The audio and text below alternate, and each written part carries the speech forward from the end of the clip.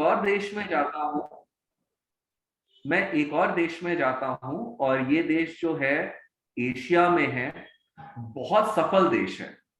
मतलब एशिया में सबसे सफलतम देशों में एक है। बिल्कुल सही, शरद जी ने एकदम सही जवाब दिया। जापान पूरी तरह से डेवलप्ड है। जापान बहुत बहुत ज्यादा अच्छी कंट्री है। अब मैं जापान में जाता हूं तो मुझे पता चलता है कि कई सालों से उनके कंट्री में एफडी जैसी चीज नहीं है। कई सालों से, यानी कि वहां पर जब मैं बैंक में पैसा रखूंगा तो मुझे वहां पर 0% इंटरेस्ट मिलेगा, यानी कि वहां पर बैंक में पैसा रखने पे कुछ भी नहीं मिलेगा। अब मैं एक और देश की बात करने से पहले मैं भारत से संबंधित एक सवाल पूछूंगा। भारत में किस राज्य के, किस स्टेट के लोग पैसे के मामले में सबसे ज्यादा समझदार माने जाते हैं? जस्ट चैट बॉक्स में लिख के बताइए। बिल्कुल सही, गुजरात। भारत में गुजरात के लोग पैसे के मामले में सबसे ज्यादा समझदार माने जाते हैं। शायद ऊपर वाले ने उनके दिमाग में कुछ ऐसी प्रोग्रामिंग करके भेजा है कि ये लोग हमेशा पैसे के मामले में सफल होते हैं। भारत में जो टॉप पैसे वाले हैं, शायद 10 में से 8 गुजरात से ही होते हैं। और अगर भारत की अगर मैं बात करूं तो मोर देन 60% जीडीपी केवल एक स्टेट से डेवलप जनरेट होता है, दैट इज गुजरात। ठीक इसी तरह मैं पूरे दुनिया का गुजरात एक देश को कह सकता हूं जहां पर के लोग पैसे के मामले में बहुत समझदार माने जाते हैं। मैं किस देश की बात कर रहा हूं? जस्ट चैट बॉक्स में लिख के बताइए। मैं किस देश की बात कर रहा हूं दुनिया के सबसे ज्यादा पैसे के मामले में समझदार लोग होते हैं? चलिए मैं एक हिंट देता हूं। दुनिया का सबसे ज्यादा पैसा उस देश के बैंकों में जाके जमा हो जाता है। मैं किस देश की बात कर रहा हूं? बिल्कुल सही, स्विट्जरलैंड। एकदम सही। पूरे दुनिया से पैसा जाता है स्विट्जरलैंड में, वहां पर के बैंकों में। और स्विट्जरलैंड कोई बहुत बड़ा देश नहीं है, लेकिन बहुत ही पैसे वाला देश है, बहुत अमीर देश है। अब अगर मैं मानता हूं, मान के चलता हूं कि मैं स्विट्जरलैंड जाता हूं और वहां पर किसी बैंक में जाता हूं और उस बैंक में जाके बोलता हूं कि सर मुझे आपके बैंक में एफडी करवाना है, तो जब वो मेरे मुंह से सुनेंगे एफडी तो वो समझ जाएंगे कि कोई भारत से ही आया हुआ बंदा है। फिर वो बोलेंगे कि सर हमारे कंट्री में एफडी जैसी कोई चीज नहीं होती है। इनफैक्ट हमारे कंट्री में सेविंग अकाउंट जैसी भी कोई चीज नहीं होती है। हमारे कंट्री में केवल एक अकाउंट होता है जो आपके देश में करंट अकाउंट के नाम से जाना जाता है। और भारत में अगर आप करंट अकाउंट में पैसा रखते हैं तो आपको कुछ एक्स्ट्रा पैसा नहीं रखना पड़ता है। लेकिन हमारे देश में आप जितना ज्यादा करंट अकाउंट में पैसा रखेंगे, हम उतना ज्यादा आपसे फीस चार्ज करेंगे। तो यानी कि मुझे स्विट्जरलैंड में नेगेटिव रिटर्न मिलेगा।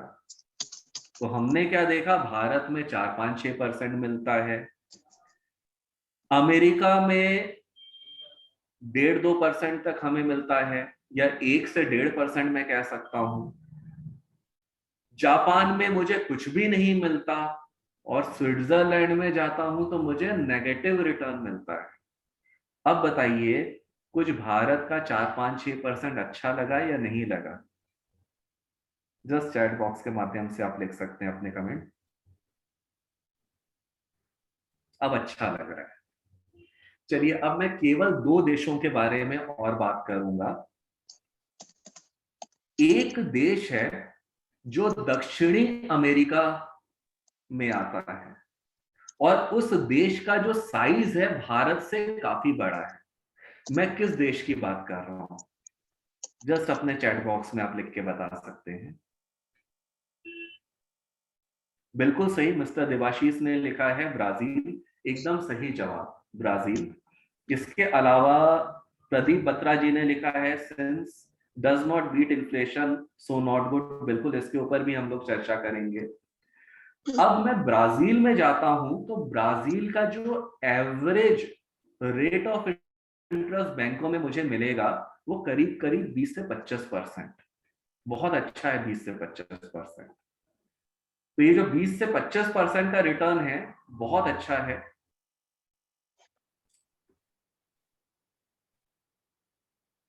भारत की तुलना में अगर देखा जाए तो सच में भारत में कहा 5% और वहां पे कहा 20 से 25%। तो बहुत अच्छा रिटर्न है वहां पर। अब मैं एक और बस मैं आपको देश में ले चलूंगा। वो देश ब्राजील से लगा हुआ है। मैं किस देश की बात कर रहा हूं? जस्ट उस कंट्री का आप नाम लिख सकते हैं। मैं आपको एक बहुत बड़ा हिंट देता हूं। आज तक पूरे दुनिया में सबसे ज्यादा सबसे ज्यादा मिस यूनिवर्स और मिस वर्ल्ड उसी कंट्री से बनी है। एकदम सही, देवाशीष जी ने एकदम सही जवाब दिया, वेनेजुएला। शरद जी ने भी वेनेजुएला। Mister Philips, Venezuela. अब मैं क्या करता हूं, वेनेजुएला में जाता हूं और वेनेजुएला में जब एफडी करवाता हूं तो वहां पे एवरेज मुझे 30 से 35% का रिटर्न या उससे ज्यादा रिटर्न मिलेगा बैंक एफडी में। तो अब बताइए वो कंट्री कैसी लगी आपको? 20 से 25%, 30 से 35%, 40% रिटर्न बैंक एफडी में। समीर जी ने लिखा बहुत अच्छा, ग्रेट। तो आपने यहां पर क्या चीज नोटिस किया कि बहुत से देश हैं, हर एक देश में एकदम अलग अलग रेट ऑफ इंटरेस्ट है। हर एक कंट्री में अलग अलग रेट ऑफ इंटरेस्ट है। तो आज हम लोग सबसे पहले ये जानेंगे कि ये रेट ऑफ इंटरेस्ट को कैसे करके किसी भी कंट्री में डिसाइड किया जाता है। तो इसी चीज को हम लोग जानने की कोशिश करेंगे। मेरा अब आपसे एक सवाल है, किसी भी देश में सबसे ज्यादा बेवकूफ, बेकार, कामचोर, नकारा एम्प्लॉयज किस डिपार्टमेंट में मिलेंगे? जस्ट लिख के बताइए। सबसे ज्यादा बेवकूफ, कामचोर, नकारा। बिल्कुल सही, समीर जी ने लिखा गवर्नमेंट, शरद जी ने लिखा गवर्नमेंट, राम जी ने लिखा गवर्नमेंट, पल्लवी जी ने लिखा है गवर्नमेंट। किसी भी कंट्री में आप चले जाएंगे, जो मैंने आपको 4 फीचर्स बताए, सबसे ज्यादा बेवकूफ, नकारा, कामचोर, इस तरह के एम्प्लॉयज हमेशा गवर्नमेंट में ही मिलेंगे। अब मेरा अगला सवाल, सबसे ज्यादा ईमानदार, सबसे ज्यादा मेहनती, सबसे ज्यादा काबिल, और यहां पर मैं एक शब्द का प्रयोग करूंगा, सुपर जीनियस, किस डिपार्टमेंट में लोग मिलेंगे?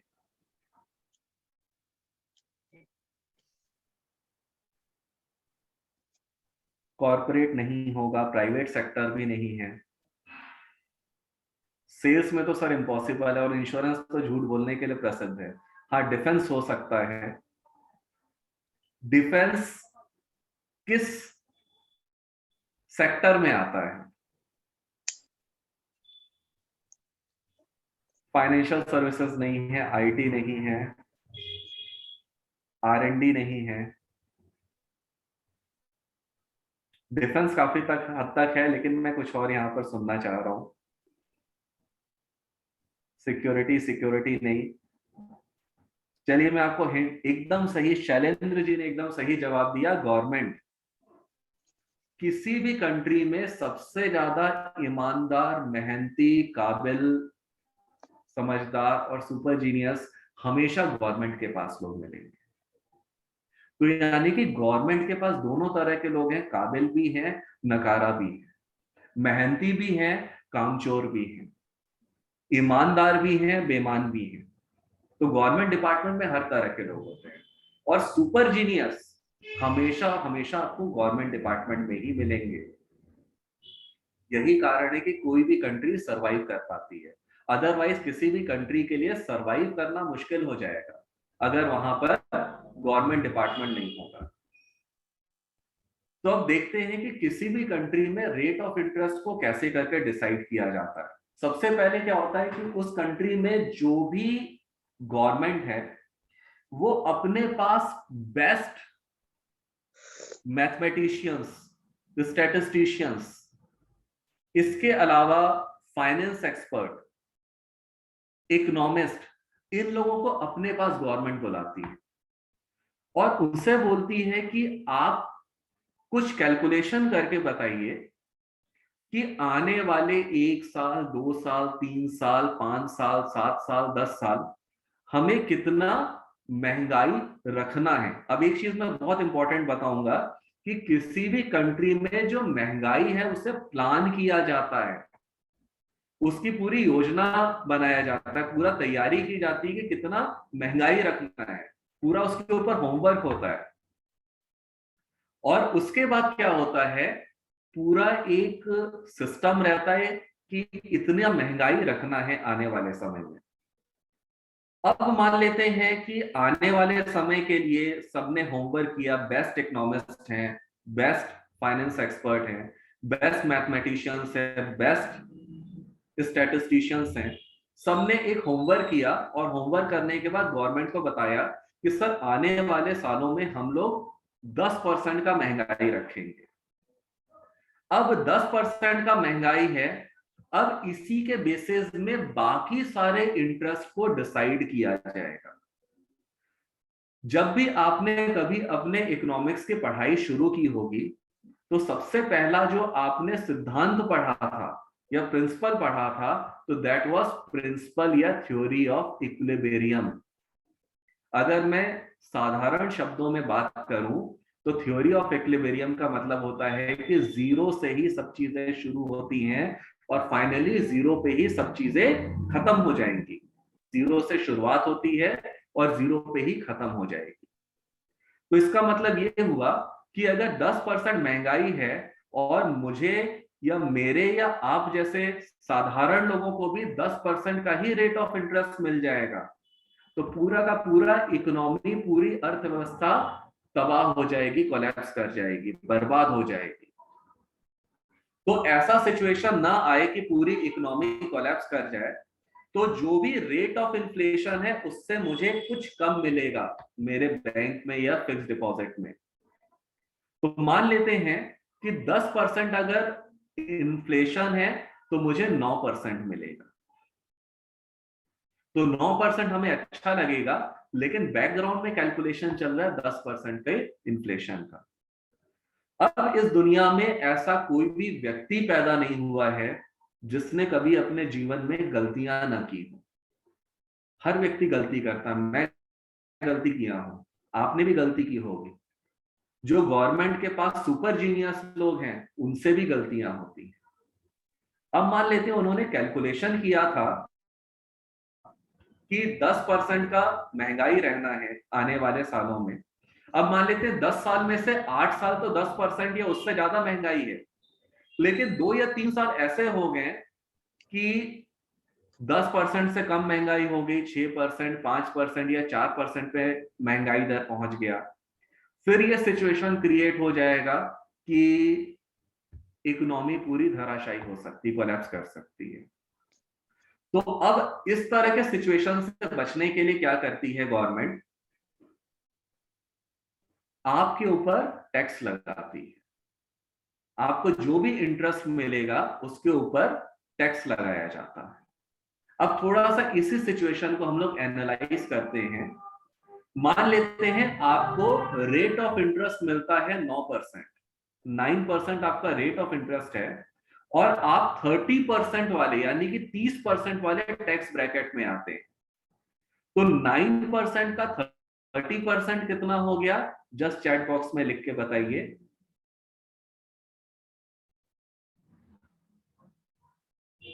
9% का 30, बिल्कुल सही, बहुत सही जवाब सब लोगों ने बहुत जल्दी जल्दी दिया है। मिस्टर महेंद्र जी ने लिखा है 2.7, समीर जी ने लिखा है 2.7, देवाशीष जी ने लिखा है 2.76, बिल्कुल सही। प्रदीप बत्रा जी ने लिखा है 2.7, मिस्टर राम ने लिखा है 2.7, निखिल यादव जी ने 2.7, एकदम सही जवाब।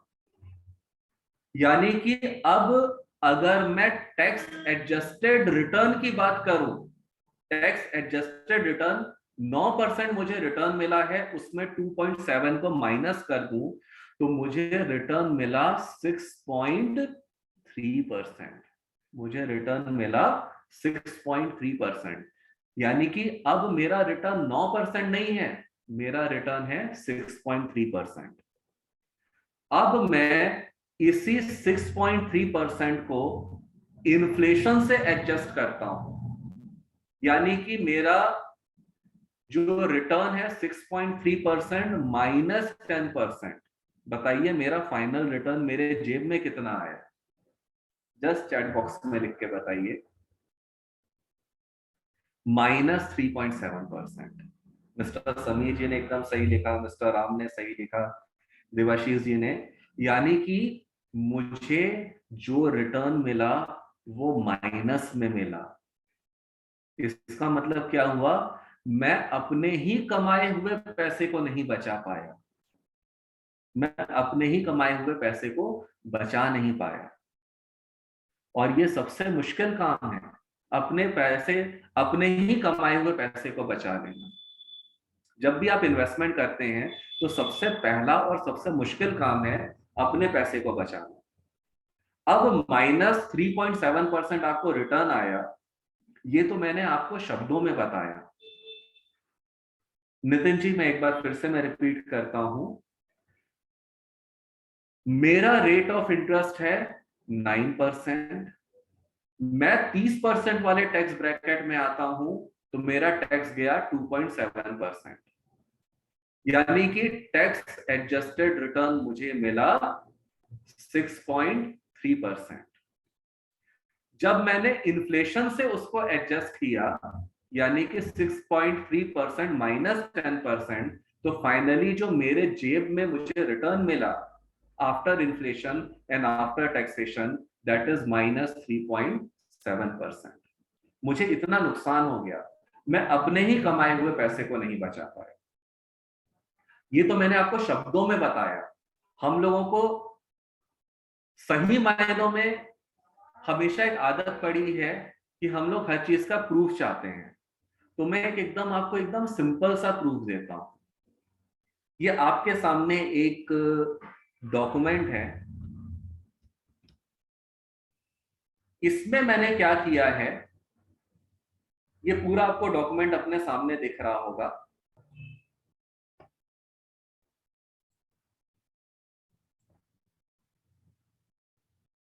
इस डॉक्यूमेंट में मैंने टोटल 16 साल का डेटा लिया है और इसको मैं थोड़ा सा एक्सप्लेन भी करूंगा। भारत में सबसे ज्यादा रिस्पेक्टेबल बैंक कौन सा है, उसका नाम लिख के बताइए। जो सबसे ज्यादा रिस्पेक्ट पाता है भारत में बैंक। बिल्कुल सही, सब ने एकदम सही जवाब दिया, एसबीआई। एक लाइन से जितने लोगों ने भी जवाब दिया एकदम सही जवाब है एसबीआई। तो यानी कि भारत में सबसे ज्यादा रिस्पेक्टेबल बैंक है एसबीआई बैंक। मैं क्या करता हूं, एसबीआई बैंक के वेबसाइट पे जाता हूं और एसबीआई बैंक के वेबसाइट पे जाके मैं हिस्टोरिकल फिक्स्ड डिपॉजिट रेट वाला पेज ढूंढता हूं। जब वहां पर मुझे हिस्टोरिकल फिक्स्ड डिपॉजिट रेट का पेज मिल जाता है तो वहां पर मैं क्या देखता हूं कि 1 अप्रैल को हर साल कितना फिक्स्ड डिपॉजिट का रेट है। तो यहां पर मैंने पूरे 16 साल का डेटा लिया है, 1999 से लेकर 2015-16 तक का। यहां पे हर साल का क्या रेट ऑफ इंटरेस्ट है वो मैंने इधर लिख दिया है एक लाइन से। यहां पर मैं ऐसा भी देख रहा हूं कि एक साल ऐसा भी आया है जिस समय मुझे बहुत अच्छा रेट ऑफ इंटरेस्ट मिला है, 9.25 सन 2012-13 में। और एक साल ऐसा भी था जब मुझे रेट ऑफ इंटरेस्ट बहुत कम मिला, सन 2000, 2004 और 2005। यहाँ पे सबसे कम रेट ऑफ इंटरेस्ट है और यहाँ पर मुझे सबसे ज्यादा रेट ऑफ इंटरेस्ट मिला। तो ये हो गया एसबीआई बैंक का रेट ऑफ इंटरेस्ट। फिर मैंने दूसरा काम किया, भारत में बहुत सा इन्फ्लेशन का डेटा आता है, बहुत से महंगाई का डेटा आता है। Central board of direct taxes हर साल एक कॉस्ट इन्फ्लेशन इंडेक्स को पब्लिश करता है, कॉस्ट इन्फ्लेशन इंडेक्स पब्लिश करता है। तो मैं क्या करता हूं, जो central board of direct taxes अपना कॉस्ट इन्फ्लेशन इंडेक्स पब्लिश करता है, उस डेटा को मैं यहाँ पर लिख देता हूँ। जिस साल मैंने डिपॉजिट किया उस साल का मैंने यहाँ पर डेटा लिखा, और जिस साल मैंने अपना पैसा विड्रॉ किया उस साल का मैंने यहाँ पर डेटा लिखा। और इस डेटा के बेसिस पे मैंने यहाँ पर महंगाई दर कैलकुलेट किया, इन्फ्लेशन क्या है। तो मैं देखता हूं एक साल ऐसा भी था हमारे देश में जब महंगाई बहुत ज्यादा थी। ये मैं बात करूंगा 12.5%, ये है साल 2009-2010, महंगाई दर 12.5% था। और एक साल ऐसा भी था जब महंगाई दर बहुत कम थी, 3.5%, 3.54%, बहुत कम है ये। इस साल मैं देखता हूं कि 3.54 है। ये साल है आपका 2004 और सन 2005। जब मैं इस डेटा को पूरी तरह से एनालाइज करता हूं और देखता हूं कि कोई व्यक्ति अगर 30% वाले टैक्स ब्रैकेट में आता है, तो मैं देखता हूं कि उनको जब नुकसान हुआ तो 6.83% माइनस का नुकसान हुआ। और अगर उनको फायदा हुआ तो मैक्सिमम जो हम इस टेबल पे देख पा रहे हैं वो है 1.93%। इसका मतलब ये भी निकलता है कि ज्यादातर सिचुएशन में तो हमें फिक्स रिटर्न इंस्ट्रूमेंट या एफडी या बॉन्ड में जब पैसा इन्वेस्ट करते हैं, ज्यादातर हमें नुकसान ही होता है।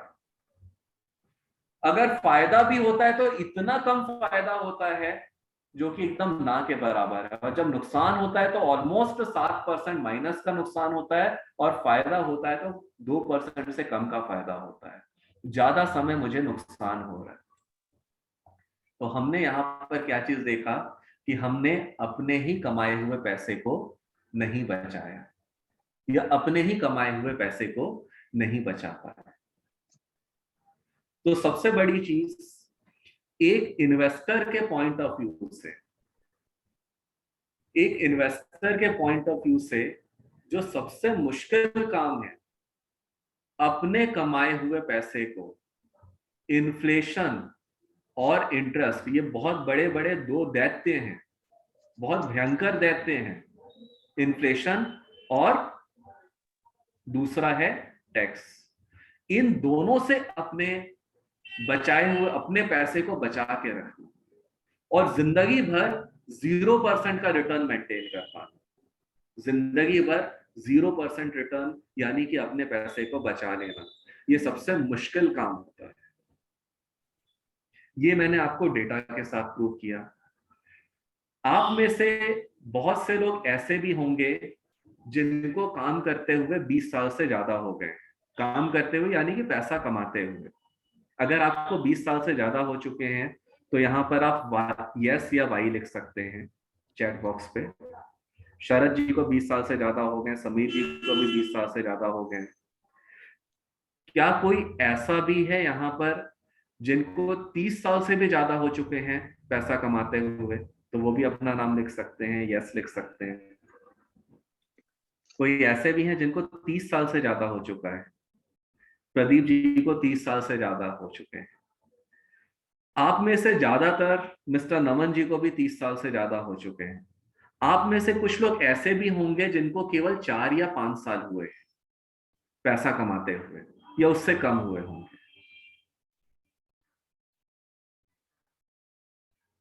बहुत से लोग हैं। अब मैं आपसे एक ऐसी चीज बताने वाला हूं, ये एक सवाल पूछने वाला हूं, आप में से कितने लोग ऐसे हैं जो ये बोलेंगे कि आपका खर्चा पिछले 5 साल में डबल हो गया है? जस्ट अपने चैट बॉक्स में मी लिख के बताइए जिनका पिछले 5 साल में खर्चा डबल हो गया है। Mister Ram, mister Gopal, mister Sameer, बहुत से लोग हैं ऐसे जिनका पैसा 5 साल में डबल हो गया है।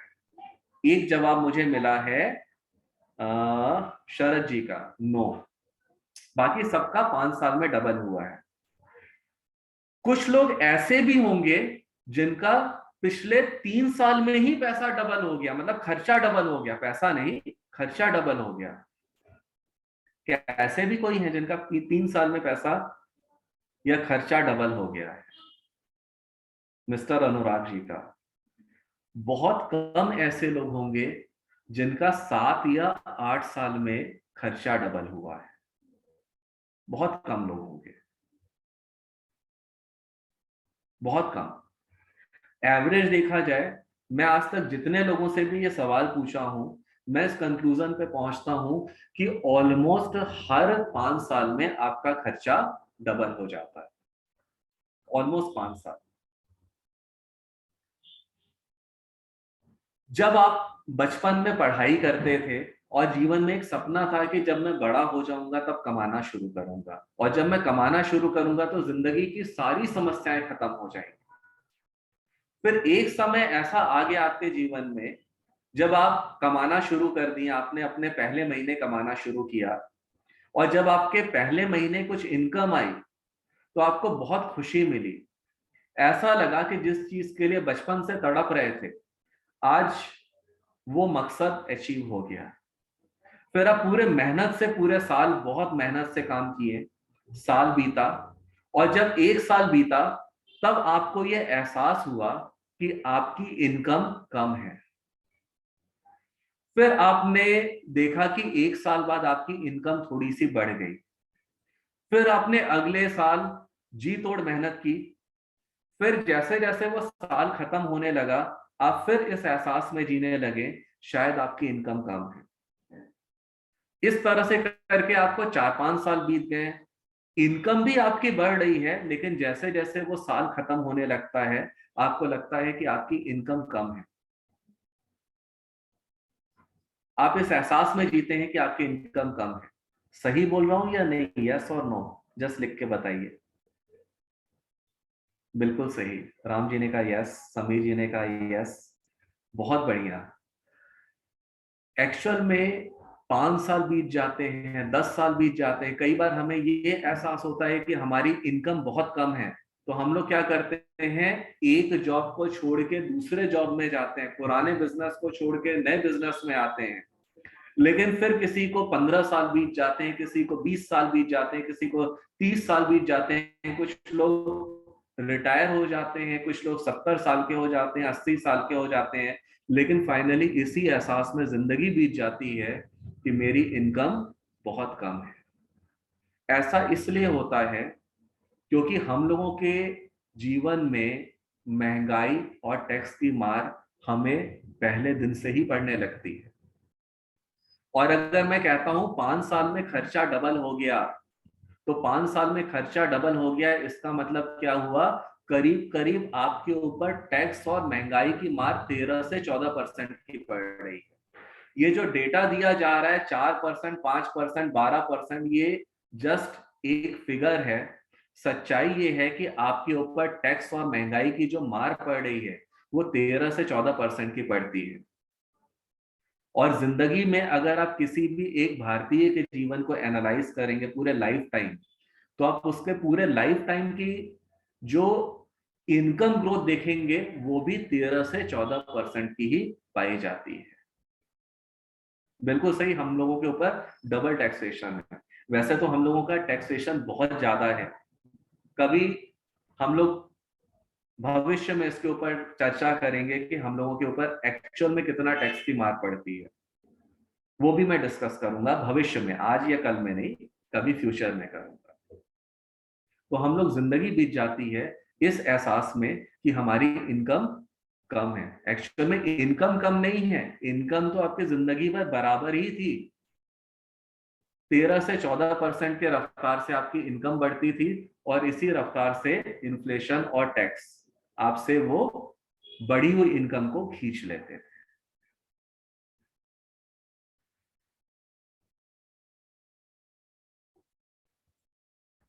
तो एक्चुअल में लाइफ टाइम 0% का रिटर्न मेंटेन करना एक व्यक्ति के लिए सबसे मुश्किल काम होता है, सबसे मुश्किल काम।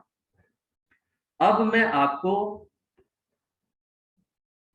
एक और अपने जीवन का किस्सा कह लें या अनुभव कह लें, मैं आपको वो बताने वाला हूं। सन 2011 में, यानी कि आज से 11 साल पहले, मैं एक देश में गया। उस कंट्री का नाम, जैसे भारत में आईएनडी से शुरू होता है, उस कंट्री के भी नाम का स्पेलिंग आईएनडी से शुरू होता है। कौन से देश की मैं बात कर रहा हूं, जस्ट लिख के बताइए। बिल्कुल सही, शरद जी ने एकदम सही लिखा, इंडोनेशिया। देवाशीष जी ने, राम जी ने एकदम सही, इंडोनेशिया। सन 2011 में मैं इंडोनेशिया गया। काफी खूबसूरत देश है। वहां पर जब मैं गया, एयरपोर्ट के बाहर गया, शहर में लोगों को देखा, मैं वहां पर बहुत आश्चर्यचकित हुआ। वहां पर मैं जिस भी सड़क पे इंसान को देखा, वो सिगरेट पी रहा है। दुकान में बैठा हुआ इंसान सिगरेट पी रहा है। रेस्टोरेंट में बैठा हुआ इंसान सिगरेट पी रहा है।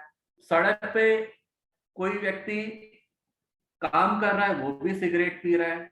जो टीवी देख रहा है, वो भी सिगरेट पी रहा है। मुझे बड़ा आश्चर्य हुआ कि इस कंट्री में ऐसा क्या है। मैंने जिंदगी में पहली बार ऐसी चीज देखी कि वहां पे हर व्यक्ति सिगरेट पी रहा है। तो मुझे बड़ा आश्चर्य हुआ कि ऐसा कैसे हो सकता है कि हर व्यक्ति यहाँ पर सिगरेट पी रहा है। क्या बड़ा, क्या बूढ़ा, क्या आदमी, क्या औरत, हर जगह हर कोई सिगरेट पी रहा है।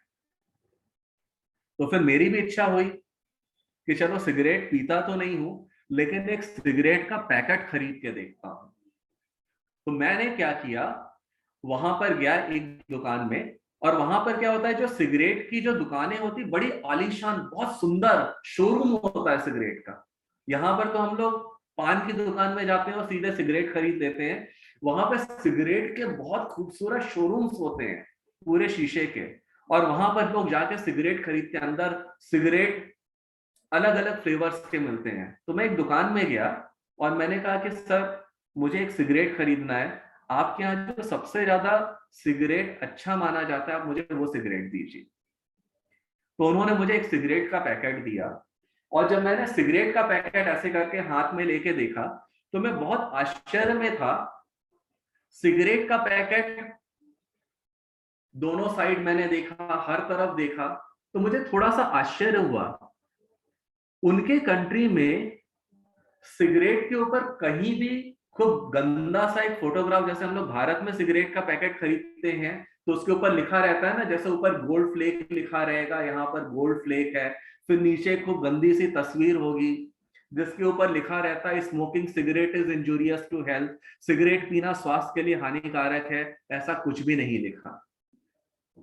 जो उनके कंट्री में सिगरेट मैंने खरीदा, कुछ भी नहीं लिखा। मैंने चारों तरफ पलट के देखा, कहीं कुछ नहीं मुझे दिखा कि smoking cigarette is injurious to health या सिगरेट पीना स्वास्थ्य के लिए हानिकारक है।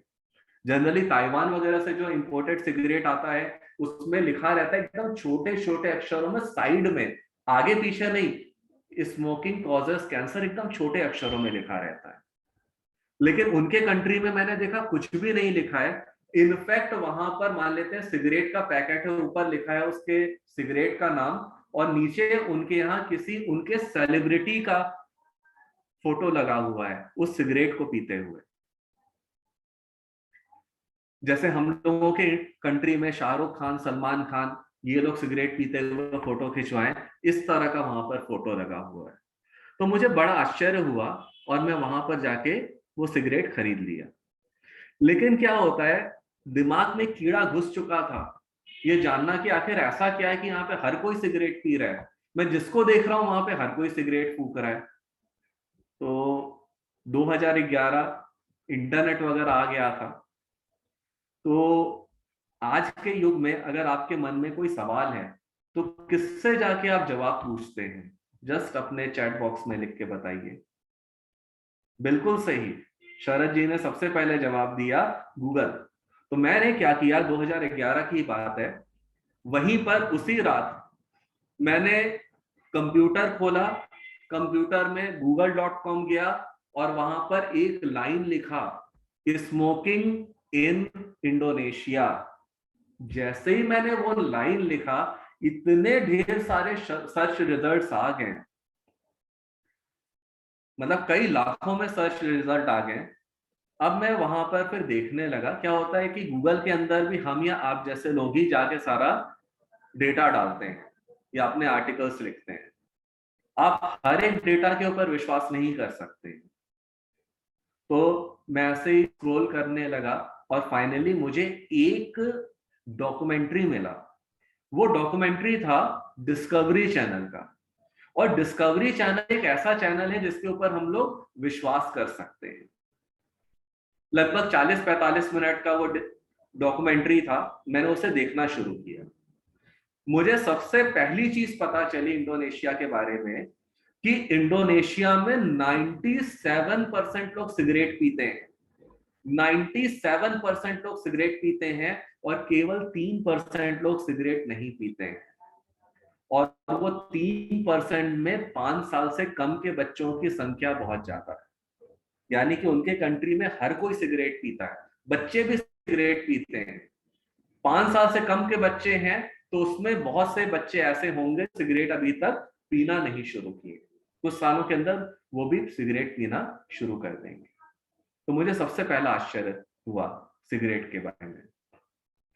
दूसरा, मुझे उनके कंट्री के बारे में पता चला कि उनके कंट्री का जो सबसे ज्यादा जीडीपी डेवलप होता है, जो जीडीपी है, वो केवल और केवल एक इंडस्ट्री से डेवलप होता है और वो है सिगरेट इंडस्ट्री। वहां पर सिगरेट इतना ज्यादा लोग कंज्यूम करते हैं कि सबसे ज्यादा जो जीडीपी है उनके कंट्री में टोबैको कंजम्पशन से ही मिलता है और स्पेशली सिगरेट से।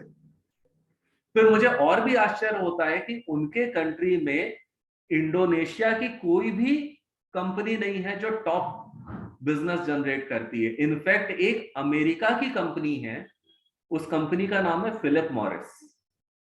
फिर मैं देखता हूं कि फिलिप मॉरिस मार्लबोरो ब्रांड का सिगरेट बनाती है, जो इंडोनेशिया में सबसे ज्यादा लोग कंज्यूम करते हैं मार्लबोरो। अमेरिका में मार्लबोरो इतना नहीं बिकता है जितना कि इंडोनेशिया में बिकता है। तो मुझे थोड़ा और आश्चर्य हुआ। तो वहां पे बहुत अचंभित करने वाली चीजें उस डॉक्यूमेंट्री में था। फाइनली क्या हुआ, उस डॉक्यूमेंट्री में एक कैमरामैन था और एक लेडी थी, हाथ में माइक लेके सबका इंटरव्यू ले रही थी वो लेडी। सबसे पहले एक व्यक्ति से पूछा गया कि सिगरेट पीने से क्या होता है, तो उनका जवाब था सिगरेट पीने से पेट सही रहता है। दूसरे व्यक्ति के पास गया, पूछा सिगरेट पीने से क्या होता है, तो उनका जवाब था सिगरेट पीने से खांसी जुकाम नहीं होता। तीसरे व्यक्ति के पास गए, उनसे पूछा कि सिगरेट पीने से क्या होता है, तो वो बहुत अच्छा जवाब देते हैं कि सिगरेट पीने से आंखों की रोशनी तेज होती है। सिगरेट पीने से आंखों की रोशनी तेज होती है। बड़ा आश्चर्यचकित जवाब। आगे जो व्यक्ति जवाब दे रहा है कि सिगरेट पीने से आंखों की रोशनी तेज होती है, वो कहते हैं कि देखो मैं कितना बूढ़ा हो गया हूं, लेकिन फिर भी मेरी आंखों के ऊपर अभी तक चश्मा नहीं लगा। फिर एक और व्यक्ति के पास ले जाते हैं, वो बंदा बहुत अच्छा जवाब देता है, शायद बहुत पढ़ा लिखा होगा।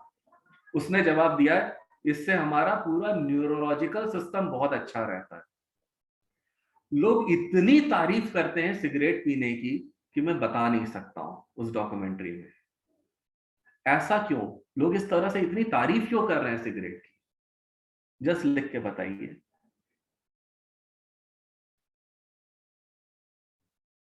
लोग क्यों इतनी तारीफ कर रहे हैं, मार्केटिंग बहुत बढ़िया।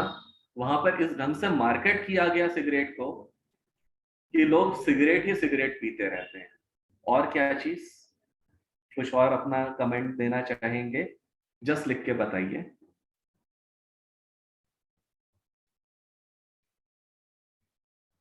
माउथ पब्लिसिटी, यानी कि बचपन से लोगों को एक ही चीज सिखाया गया, सिगरेट पियो।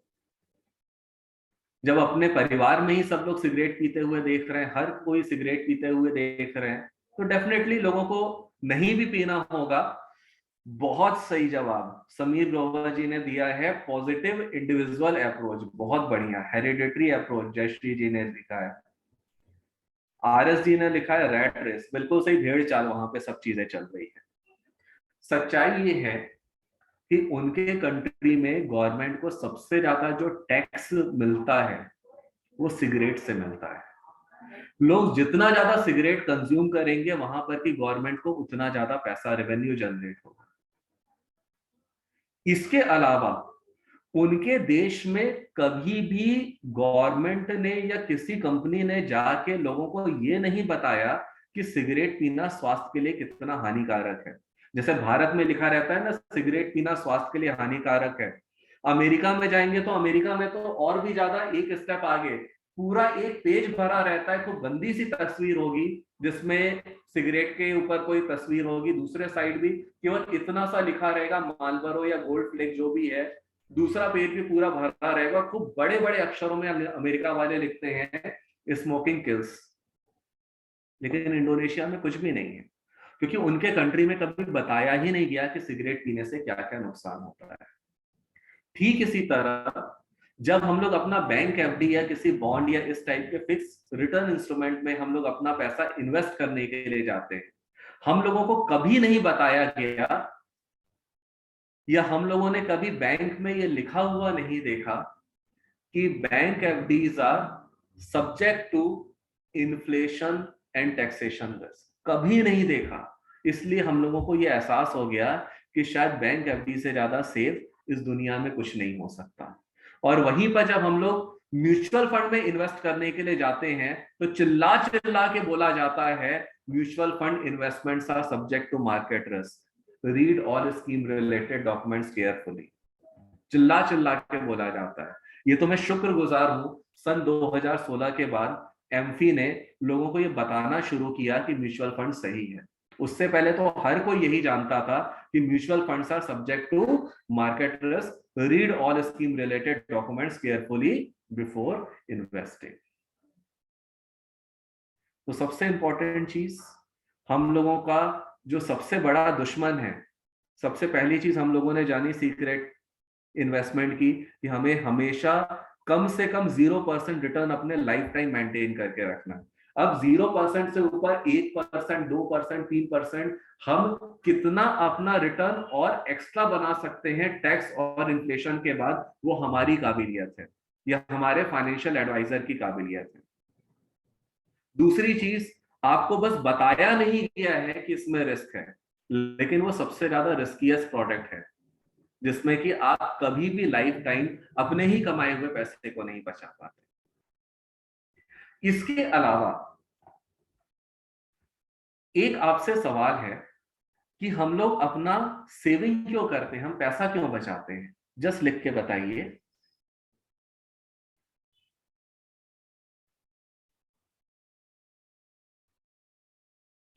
हाँ, एकदम सही।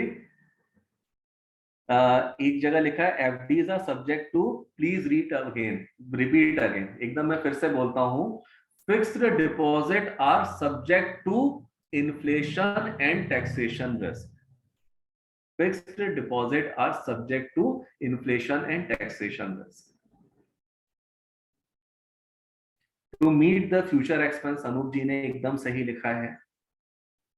फॉर बेटर फ्यूचर, रिटायरमेंट के लिए, किड्स के लिए, एजुकेशन के लिए, बुरे समय, प्रदीप जी ने लिखा है for rainy days and future planning, बहुत बढ़िया। इसके अलावा for future and attain financial freedom, बहुत बढ़िया।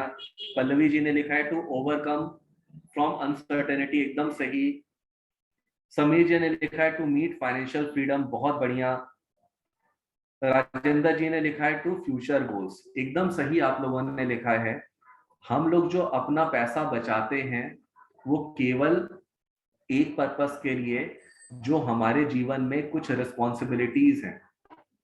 फॉर एग्जाम्पल, रिस्पॉन्सिबिलिटीज किस तरह से हैं? जैसे कि हम लोगों के जीवन में समय समय पे तरह तरह के बिल आते हैं, हर महीने कोई ना कोई बिल आ रहा है। बच्चों के पढ़ाई के लिए, बच्चों के शादी ब्याह के लिए। हर एक व्यक्ति का एक सपना होता है कि मुझे एक कम से कम अपना एक घर बनाना है। बुरे समय के लिए कुछ ना कुछ पैसा बचा के रखना है इमरजेंसी के लिए। और जब सब कुछ बच जाएगा, समय भी रहा और कुछ एक्स्ट्रा पैसा बचा, तो चलो हम लोग कहीं घूम के भी आ जाएंगे।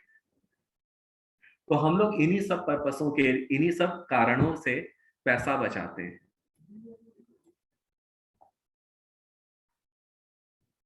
Very good. When income stops there are these are required. Vijay Kumar ji ने फायर लिखा है, फायर का फुल फॉर्म क्या है यहाँ पर, वो मैं जानना चाहूंगा।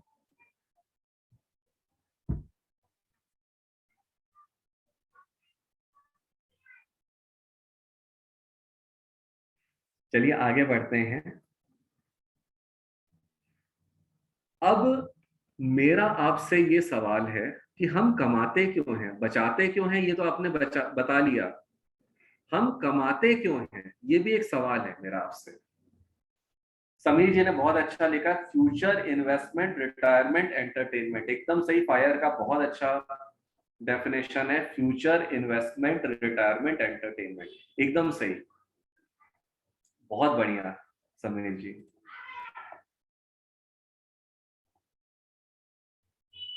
हम अपना, हम कमाते क्यों हैं, अब इसका आप मुझे जवाब दीजिए, हम कमाते क्यों हैं, why do we earn, just chat box में लिख के बताइए।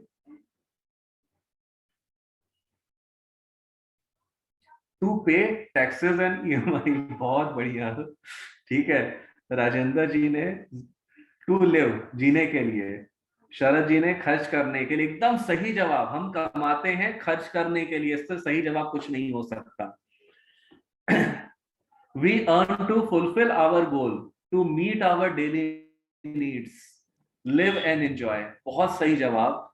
हम लोग कमाते हैं खर्च करने के लिए, अलग अलग पर्पस के लिए।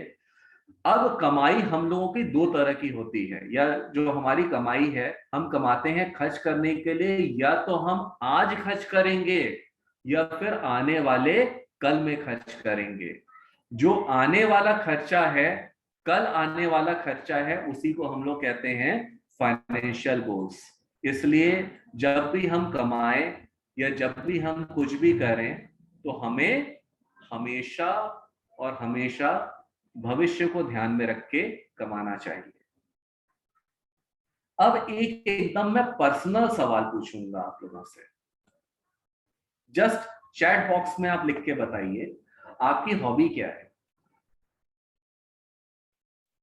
आपकी हॉबी क्या है, जस्ट चैट बॉक्स में।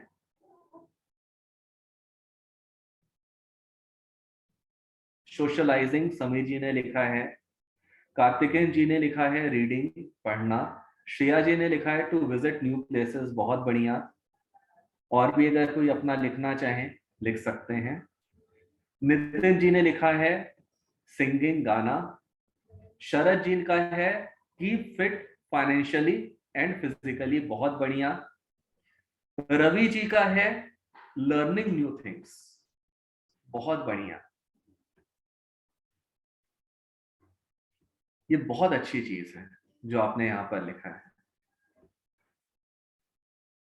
जब मैं छोटा था, रहा होऊंगा वही 6-7 साल, हम लोगों के जमाने में क्या होता था, जब हम लोग छोटे होते थे तो हम लोगों के जो बड़े बुजुर्ग यानी कि अंकल आंटी, पेरेंट्स की एज में या उनसे बड़े जो लोग होते थे, वो लोग जब बोर हो रहे होते थे तो किसी 6-7-8 साल के बच्चे को पकड़ लेते थे और उनसे एक सवाल पूछते थे, बेटा बड़े होके क्या बनोगे। डेफिनेटली मेरे से भी कई बार ये सवाल पूछा गया, बेटा बड़े होके क्या बनोगे। ये चीज मुझे बचपन से मालूम था कि पैसा बड़ा इंपॉर्टेंट होता है लाइफ में। ये बचपन से मुझे मालूम है कि पैसे से ज्यादा इंपॉर्टेंट कुछ भी नहीं है। तो उस समय जो लोग थे पूछते थे बेटा बड़े होके क्या बनोगे, तो मुझे ये चीज मालूम था कि पैसा कमाना है। तो मैं लोगों को बोलता था कि मैं बड़े होके डॉक्टर भी बनूंगा और इंजीनियरिंग भी बनूंगा। तो लोग आश्चर्य करते थे, दो दो काम कैसे कर सकते हो, तुम डॉक्टर भी बनोगे इंजीनियर भी बनोगे। खैर उतनी समझ नहीं थी उस समय। मैं लोगों को यही कहता था कि अगर मैं डॉक्टर भी बनूंगा और इंजीनियर भी बनूंगा तो मैं ज्यादा पैसा कमाऊंगा, और अगर मैं ज्यादा पैसा कमाऊंगा तो मेरी लाइफ ज्यादा अच्छी होगी। धीरे धीरे करके मैं बड़ा हो गया। खैर आज भी मुझे इस चीज का पूरी तरह से एहसास है कि पैसा बहुत जरूरी है। हाँ, मुझे इस चीज का एहसास पूरी तरह से है कि पैसा भगवान नहीं होता। मैं ये बार बार कहता हूं, पैसा भगवान नहीं होता, लेकिन मेरे जीवन का एक्सपीरियंस ये कहता है कि पैसा भगवान से कम भी नहीं होता है। तो पैसा बहुत इंपॉर्टेंट है। और हम लोग पैसा क्यों कमाते हैं? पैसा हम लोग इसलिए कमाते हैं कि पैसा जोड़ते जाओ जोड़ते जाओ जोड़ते जाओ, शायद ये मकसद नहीं है।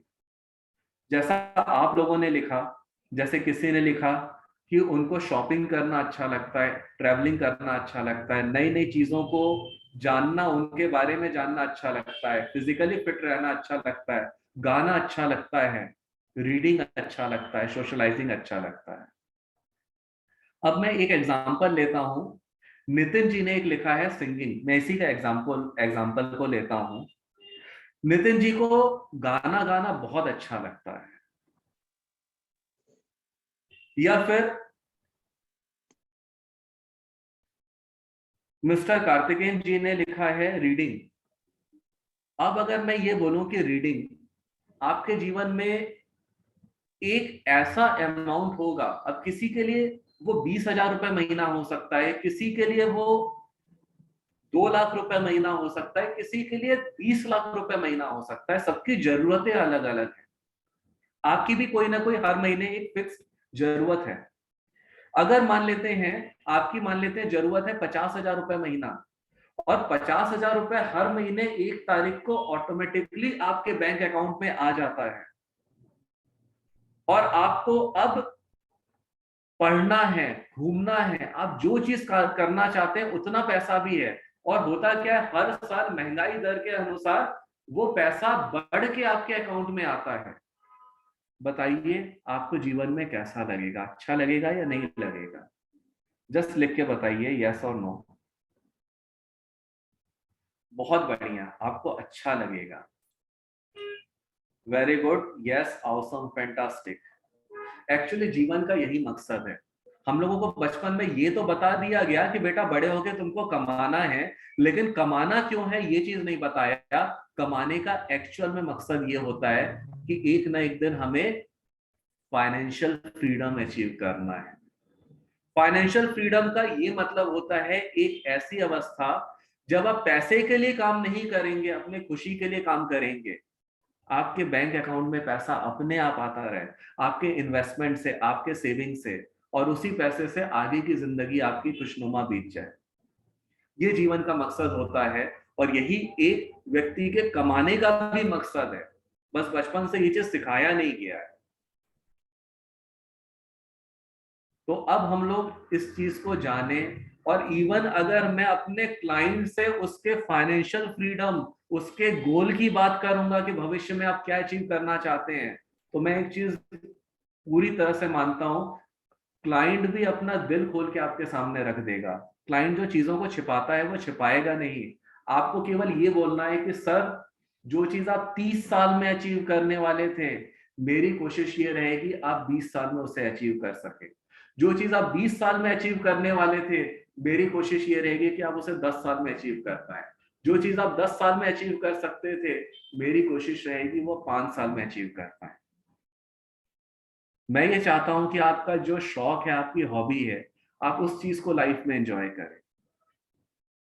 तो यही एक व्यक्ति के जीवन का मकसद होता है, और शायद ये सबसे बड़ा इन्वेस्टमेंट या सेविंग का सीक्रेट है, और इसीलिए हमें काम करना चाहिए। आपके मन में बहुत से सवाल होंगे, मैं सवाल सेकंड पार्ट कंप्लीट होने के बाद आपसे लूंगा। बहुत से सवाल होंगे आपके मन में, ये चीज मैं जानता हूं। तो अगला जो हमारा टॉपिक है, that is how to grow your distribution business. हम सभी यहां पर धंधे के लिए हैं, हम लोगों का मकसद है, हम लोग फाइनेंशियल डिस्ट्रीब्यूटर हैं, और हम लोग फाइनेंशियल प्रोडक्ट बेच के कमाते हैं। तो हमारा केवल एक ही मकसद है कि हम भी अपने लाइफ में फाइनेंशियल फ्रीडम अचीव करना चाहते हैं। हम भी चाहते हैं हमारे जीवन में क्लाइंट के साथ साथ हमारे जीवन में भी फाइनेंशियल फ्रीडम आए। हम भी पढ़ना चाहते हैं, खेलना चाहते हैं, कूदना चाहते हैं। भले उम्र बढ़ गई तो क्या हुआ, उससे क्या फर्क पड़ता है। हम भी घूमना चाहते हैं, हम भी दुनिया देखना चाहते हैं। हम चाहते हैं कि हमारे अकाउंट में हर महीने अपने आप पैसा आए और उस पैसे से हमारी जिंदगी आगे चलती रहे। तो उस चीज के ऊपर हम लोग डिस्कस करेंगे। तो सबसे पहले जो हमारे जीवन का मकसद है, जब तक क्लाइंट नहीं रहेगा तब तक हम कमा नहीं सकते हैं। तो हम क्लाइंट को कैसे करके एक्वायर कर सकते हैं, क्लाइंट हमारे पास कैसे आएगा। तो सबसे पहला जो है, हमें ये जानना जरूरी है कि हमें क्लाइंट कैसा चाहिए, हमारा क्लाइंट कैसा होना चाहिए। अब यहां पर सबका अलग अलग विचार हो सकता है। सबसे पहले यहां पर कंफर्ट लेवल। मैं बहुत से डिस्ट्रीब्यूटर से मिला हूं, वो लोग बोलते हैं कि मैं सबसे ज्यादा कंफर्टेबल फील करता हूं डॉक्टर्स को सर्विस प्रोवाइड करने में, डॉक्टर्स का पैसा मैनेज करने में मैं सबसे ज्यादा खुशी महसूस करता हूं। कुछ लोग कहते हैं कि नहीं, मुझे जॉब वाले लोग ज्यादा पसंद है, जॉब वाले लोगों का पैसा मैनेज करने में मुझे ज्यादा मजा आता है। कुछ लोग कहते हैं कि मुझे बिजनेसमैन लोगों का पैसा मैनेज करने में ज्यादा मजा आता है। इस ऐसा नहीं कि आप बिजनेसमैन का पैसा मैनेज कर रहे हैं, आपको मजा आ रहा है, तो आपके पास कोई डॉक्टर आ जाएगा, इंजीनियर आ जाएगा या जॉब वाला आ जाएगा, उसको मना कर देंगे, उसको भी आप पूरे दिल से स्वागत करेंगे। लेकिन एक होता है कि हाँ, एक आपका आइडियली क्लाइंट कैसा है, आपका क्लाइंट कैसा है। अब मैं कुछ ऐसे भी डिस्ट्रीब्यूटर से मिला हूं, उनका asset under management EM 100 crore से भी ज्यादा है, और वो लोग कहते हैं कि मैं अपने घर के 5 किलोमीटर के दायरे के बाहर आज तक कभी नहीं गया। और मुझे ऐसे भी डिस्ट्रीब्यूटर मिलते हैं कि मेरे क्लाइंट पूरे दुनिया में, कोई अमेरिका में है, कोई इंग्लैंड में है, कोई ऑस्ट्रेलिया में है, कोई न्यूजीलैंड में है, कोई सिंगापुर में। मैं तो सारी दुनिया में हर व्यक्ति को अपना क्लाइंट समझता हूँ। तो क्लाइंट आपका कोई भी हो सकता है, लेकिन आपको एक देखना है सबसे ज्यादा कंफर्टेबल क्लाइंट कौन सा है। दूसरा जो स्टेप होता है, आपको सोशल होना पड़ेगा। सोशल होने का मतलब ये है कि आप लोगों को बताएंगे कि आप क्या काम करते हैं, क्योंकि जब तक आप नहीं बताएंगे कि आप क्या काम करते हैं, तब तक लोगों को आपके बारे में नहीं पता चलेगा। अब सोशल होने का जो सबसे सिंपलेस्ट मेथड है, एक तो हो गया कि आप सोशल मीडिया में हैं, फेसबुक में हैं, ट्विटर में हैं, लिंक्डइन में हैं, आप वहां पर लोगों को अपने बारे में बताएं कि आप एक्चुअल में क्या काम करते हैं। आप थोड़ी ना जानते किस दिन कोई उस मीडिया को देखने वाला व्यक्ति आपका क्लाइंट बनने के लिए आ जाए। और अगर कुछ भी नहीं समझ में आता, एक सिंपलेस्ट एक ऐसा विजिटिंग कार्ड बनवाएं, जिस विजिटिंग कार्ड से ये पता चले कि आप क्या काम करते हैं, आप फाइनेंशियल डिस्ट्रीब्यूटर हैं, फाइनेंशियल एडवाइजर हैं, इसके बारे में पता चले।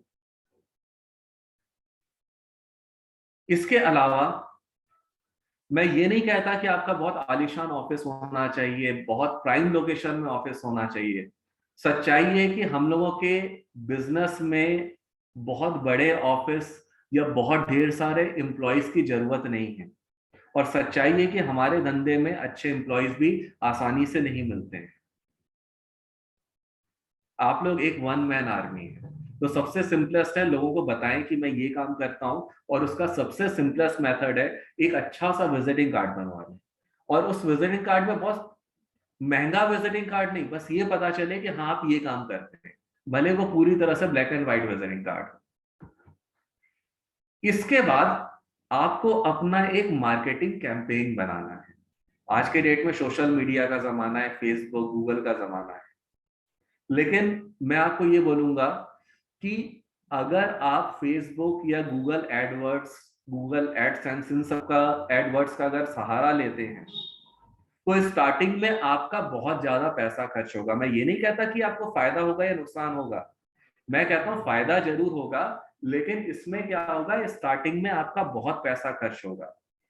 कई महीने बीतने के बाद आपको समझ में आएगा कि कौन सा वर्ड आपको सबसे ज्यादा बिजनेस दे रहे हैं, कौन से शब्द हैं जो सबसे ज्यादा आपको बिजनेस दे रहे हैं। शब्द लोकेशन वाइज अलग अलग बदलते रहते हैं। इसके अलावा मैं एक बहुत अच्छा मेथड मानता हूं, जिसको हम लोग कहते हैं investor awareness programme. Asset management companies free of cost आपके लिए करवा के देती हैं, generally 2 star, 3 star, 4 star hotel में इस तरह के प्रोग्राम्स आप करवा सकते हैं। आप अपने क्लाइंट्स को बुलाइए, उनको इकट्ठा कीजिए, एएमसी वाले सारा पैसा देंगे, ट्रेनर का भी सारा खर्चा एएमसी वाले करेंगे, जो भी आप ब्रेकफास्ट, लंच, डिनर कराना चाहते हैं वो भी सारा खर्चा एएमसी वाले करेंगे। तो इस तरह से आपके क्लाइंट का एक गेट टुगेदर भी हो गया, और हर एक क्लाइंट को बोलिए, जो भी व्यक्ति वहां पर आ रहे हैं, कि सर अपने साथ कम से कम 1 या 2 रिश्तेदार या फ्रेंड्स को लेके आइए, आप लेके आइए सबको। तो इस तरह से क्या होगा कि अगर वहां पर अगर कोई भी आता है तो आपको वो क्लियर हो जाएगा डे 1 से ही कि 80% तो आपका क्लाइंट बन ही गया है। एक second,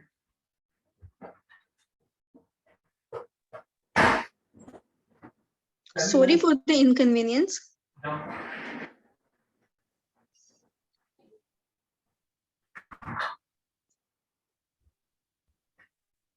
Sorry for the inconvenience. Sorry. तो जी आप राहुल जी, अपना आईएपी प्रोग्राम्स कर सकते हैं। इसके अलावा आज के डेट में बहुत से लोगों को ये लगता है कि पैम्फलेट बांटने से या इन सब से रिजल्ट नहीं मिलता। सच्चाई ये है कि जब से कोरोना आया है तब से लोगों ने पैम्फलेट बांटना छोड़ दिया है। अगर आप थोड़ा बहुत पैम्फलेट बांटेंगे तो लोग उसको देखेंगे जरूर। अब वो जमाना गया जब अखबार खोलते ही खूब ढेर सारे पैम्फलेट गिर जाते थे और उसको लोग कूड़े में डाल देते थे। तो ये भी एक अच्छा ऑप्शन आपके लिए हो सकता है। इसके अलावा हम लोग जब अपने क्लाइंट के पास जाते हैं तो हम लोग किस तरह से बात करते हैं कि सर मार्केट में 15% रिटर्न आ जाएगा, 20% रिटर्न आ जाएगा, 10% रिटर्न आ जाएगा, 30%, 40%, पिछले 1 साल में लोगों का पैसा डबल हो गया। कभी भी क्लाइंट से इस ढंग से मत बात कीजिए। सच्चाई ये है कि अंदर से क्लाइंट को जिंदगी भर एफडी से ऊपर कुछ भी रिटर्न आता रहेगा, वो खुश है, एफडी प्लस रिटर्न से खुश है। क्लाइंट से बात कीजिए उनके गोल्स की, सर आप मेरे से क्या एक्सपेक्ट करते हैं। क्लाइंट को बोलने दीजिए कि वो क्या चाहते हैं। अगर क्लाइंट बोलते हैं कि जी मेरे दोस्त ने पिछले 1 साल में पैसा डबल कर लिया, मुझे भी अपना पैसा डबल करना है, तो आप क्लाइंट को वहां पर बोल सकते हैं कि सर 1 साल में डबल हो गया ये अच्छी बात है, लेकिन हमेशा ऐसा नहीं होता। लॉन्ग टर्म में मार्केट ऊपर भी जा सकती है, नीचे भी जा सकती है, लेकिन मैं आपसे ये जानना चाहता हूं कि आप इन्वेस्टमेंट में चाहते क्या हैं। रिटर्न किस्मत की बात है, इतना अच्छा रिटर्न जो हमेशा नहीं आता। तो क्लाइंट से बोलिए, उनके गोल्स, उनके बच्चों की बात कीजिए, उनके रिटायरमेंट की बात कीजिए, उनके घर की बात कीजिए। क्लाइंट अपने आप दिल खोल के रखेगा। इसके अलावा जब भी शुरुआत करें, कभी भी सीधे फाइनेंस से बात मत कीजिए, पैसे की बात मत कीजिए। आज मौसम बहुत ज्यादा ठंड है आज बाहर, आप इस तरह से बात शुरू कर सकते हैं, या आज बहुत बारिश हो रही है। या फिर अगर आपको ये पता चलता है कि क्लाइंट्स को कुछ बहुत ज्यादा पसंद है, कोई पॉलिटिशियन या कोई पॉलिटिशियन बहुत नापसंद है, आप उसके बारे में बात कर सकते हैं। जब 5, 10, 15 मिनट आप नॉन फाइनेंशियल टॉपिक पे बात करने लगते हैं तो क्लाइंट भी जोश जोश में आके बहुत सी चीजें बोलना शुरू करता है। उनसे बहस में मत पड़िए, जो वो बात बोलते हैं बस उन्हीं की बात को सही करते जाइए। एक समय ऐसा आएगा, क्लाइंट भी जानते हैं कि आप पैसा मैनेज करने का काम करते हैं, और जब आप पैसे की बात नहीं करते हैं तो क्लाइंट एक बार रुक जाएगा और फिर खुद ही बात शुरू करेगा पैसे की, अपने पैसे की, अपने फाइनेंस की, अपने इन्वेस्टमेंट की, अपने सेविंग्स की। और बस जैसे ही क्लाइंट ने शुरू किया, क्योंकि अब क्लाइंट ने उस चीज की बात शुरू की है, अब आप जब बोलेंगे तो वो क्लाइंट को ध्यान से सुनेंगे, आपकी बातों को समझने की कोशिश भी करेंगे। और इस तरह से क्या होगा कि आप उनके अंदर अवेयरनेस ला सकते हैं, उनको जागरूक बना सकते हैं, उनके अंदर अपने लिए ट्रस्ट क्रिएट कर सकते हैं, विश्वास क्रिएट कर सकते हैं। आज से 3-4 साल पहले अच्छे कस्टमर सर्विस का मतलब होता था कि क्लाइंट के पास जाके मिलना, लेकिन कोरोना के बाद क्या है, सच्चाई है कि अब कोई मिलना नहीं चाहता।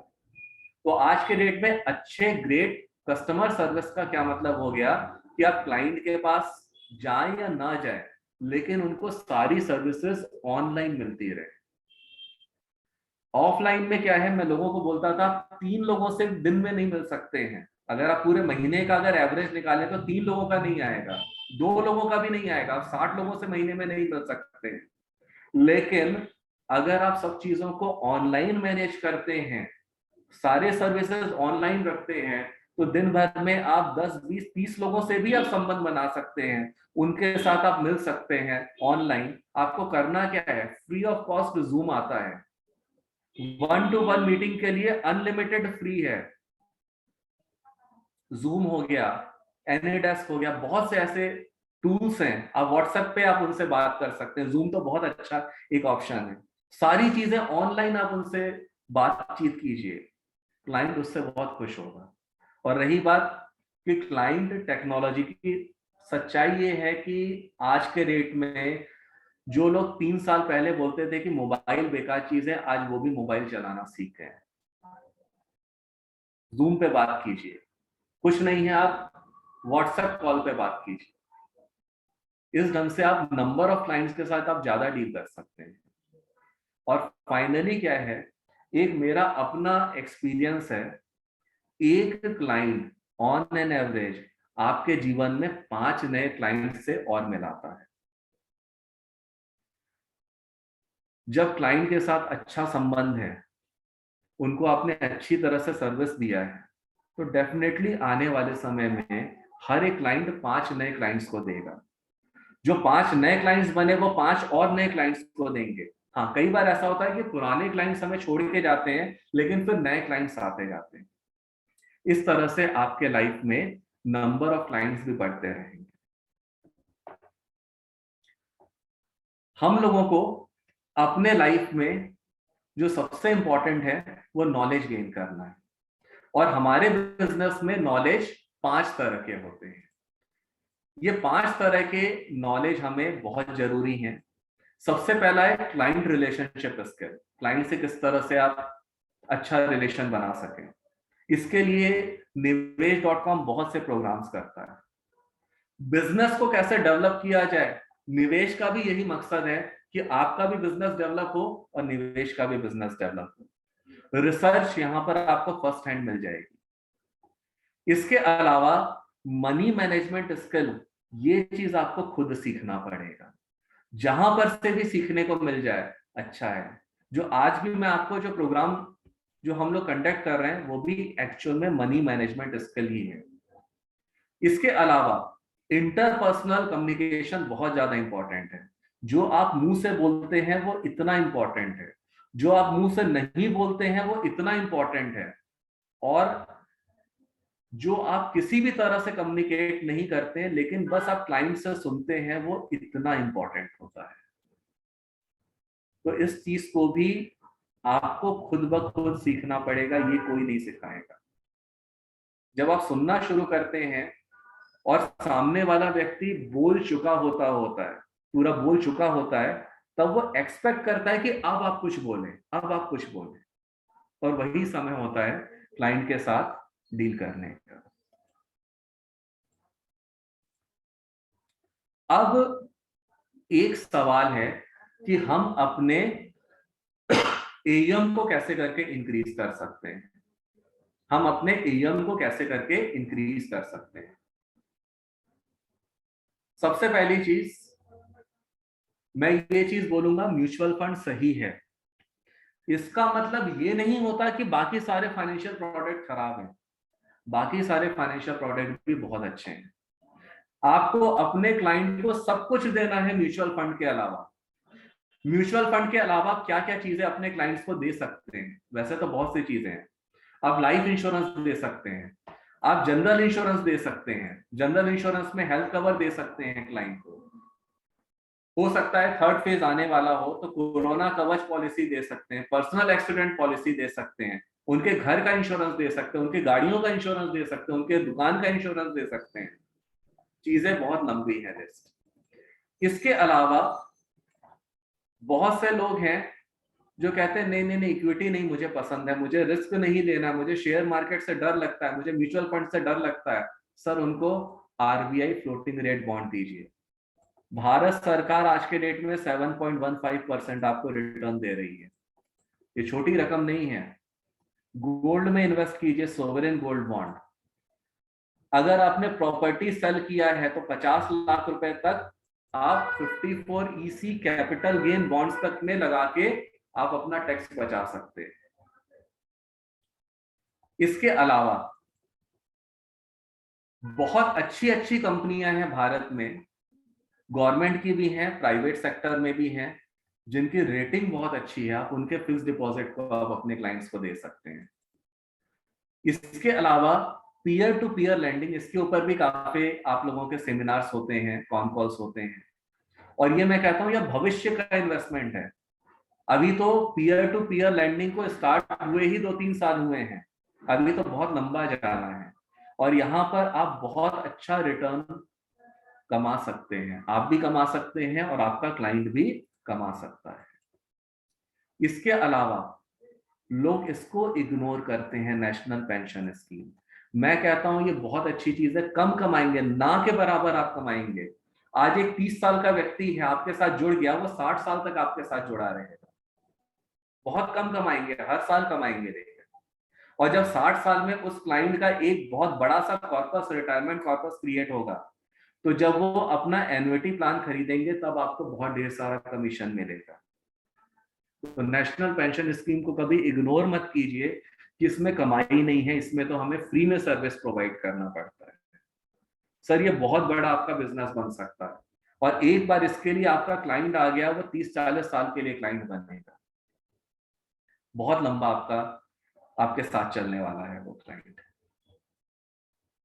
इसके अलावा एक मैं आपके साथ कैलकुलेटर शेयर करूंगा। ये कैलकुलेटर मैंने खुद बनाया है, और ये बहुत ही सिंप्लीफाइड कैलकुलेटर है, इससे ज्यादा सिंप्लीफाइड कैलकुलेटर बन नहीं सकता। इसमें आपको ये पता चल जाएगा कि आने वाले समय में केवल एसआईपी बुक बना के आप कितना कमा सकते हैं और कितना बचा सकते हैं, और उससे आप कैसे करके फाइनेंशियल फ्रीडम खुद भी अचीव कर सकते हैं। मुझे आप में से एक वॉलंटियर चाहिए, कौन आना चाहेगा सामने? बिल्कुल सही, मिस्टर फिलिप्स ने लिखा है। ये वाला जो है, तमन्ना जी से मैं रिक्वेस्ट करूंगा कि आफ्टर दिस क्लास ये वाला कैलकुलेटर कैंडिडेट्स के साथ आप जरूर शेयर कर दें, ठीक है? जी सर, जी। तो अब ये वाला कैलकुलेटर यूज करने के लिए मुझे आप में से मिस्टर रवि किरण जी, आप से एक एकदम पर्सनल सवाल मैं पूछूंगा। आप चाहें तो इसका जवाब ना भी दें तो भी चलेगा। मुझे आपसे 2 चीजें जानना है। सबसे पहला, आज के रेट में आपका कितना सिप चल रहा है? आप अगर बताना चाहते हैं तो ठीक है, नहीं बताना चाहते हैं तो भी चलेगा।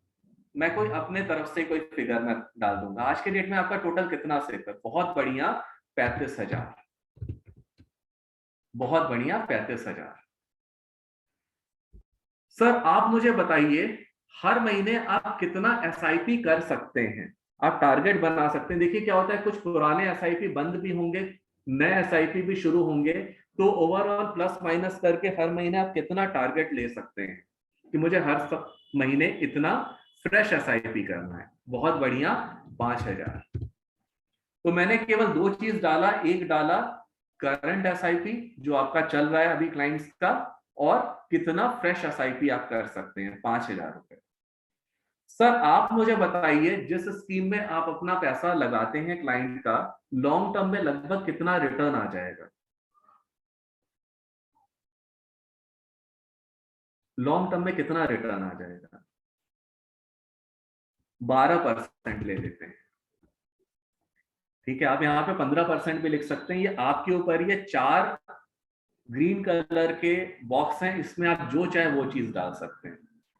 सर आपका कमीशन कितना रहेगा? ट्रेल कमीशन कितना आएगा?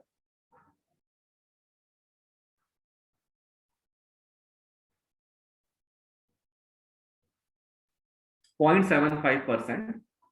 तो मैं यहाँ पर 0.75% ही लिखता हूं। यानी कि आपका ये पूरा का पूरा कैलकुलेशन तैयार हो गया। अब मैं इसको पूरा एक्सप्लेन करता हूं। आपने ही डेटा डाला 35,000 रुपए करंट से, 5,000 आप फ्रेश बिजनेस कर सकते हैं, CAGR 12% का रिटर्न आएगा आपके क्लाइंट को, ट्रेल कमीशन 0.75%। जो आपका अभी 35,000 रुपए महीना चल रहा है, पहले साल यानी कि इस साल आपको बहुत कम कमीशन आएगा, 1783, 1,783 रुपए। लेकिन ये धीरे धीरे धीरे करके बढ़ते बढ़ते, यही अगर SIP आपका अमाउंट चलता रहा आज से 20 साल बाद भी, तो 20 साल बाद आपको एक साल का मिलेगा 2,27,962 रुपए। आपने 20 साल में कमाया 15,82,181 रुपए। हर महीने जो आप SIP कर रहे हैं 5,000, पहले महीने आपको कुछ खास कमाई नहीं हुई, या पहले साल नहीं, 1,1178 रुपए का ही बस कमाई हुआ। लेकिन ये और ये मिला के आपका टोटल इनकम बना पहले साल का 2,962। फिर धीरे धीरे धीरे धीरे धीरे करके ये बढ़ता गया बढ़ता गया बढ़ता गया, और पूरे 20 साल में आपने कितना कमाया? 1,60,13,747। ये आपकी टोटल इनकम है 20 साल की। और मैं यहां पर क्या मान के चलता हूं कि जो आप हर साल कमा रहे हैं उसको बिल्कुल खर्च ना करें। आप क्या करें, 12% CAGR पे ही आप इन्वेस्ट कर दें।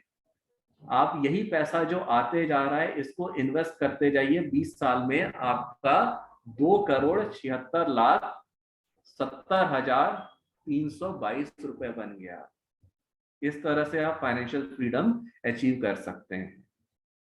अब हो सकता है कोई व्यक्ति बोलते हैं कि नहीं, मैं आज पहली बार काम शुरू कर रहा हूं, मेरा कुछ भी करंट SIP नहीं है।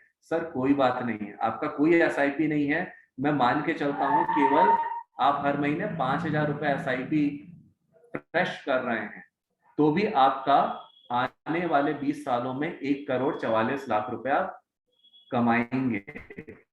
आप अगर इसी पैसे को पूरा का पूरा इन्वेस्ट करते जाएं तो भी आपका 2,45,00,000 रुपए बन जाएगा अगले 20 साल में।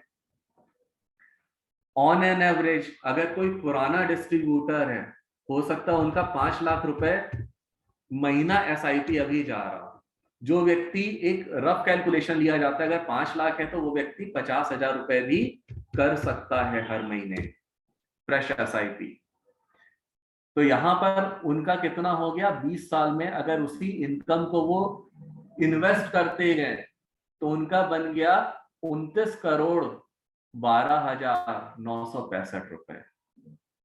सर इससे अच्छा काम क्या होगा फाइनेंशियल फ्रीडम पाने के लिए?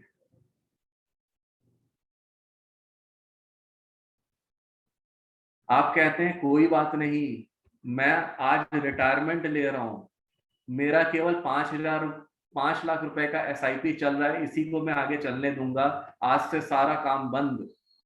तो भी आप हर साल कमाएंगे और उसी पैसे को री इन्वेस्ट करते जाएं तो भी आपके 20 साल में 4,44,43,65,000 रुपए बन गए हैं।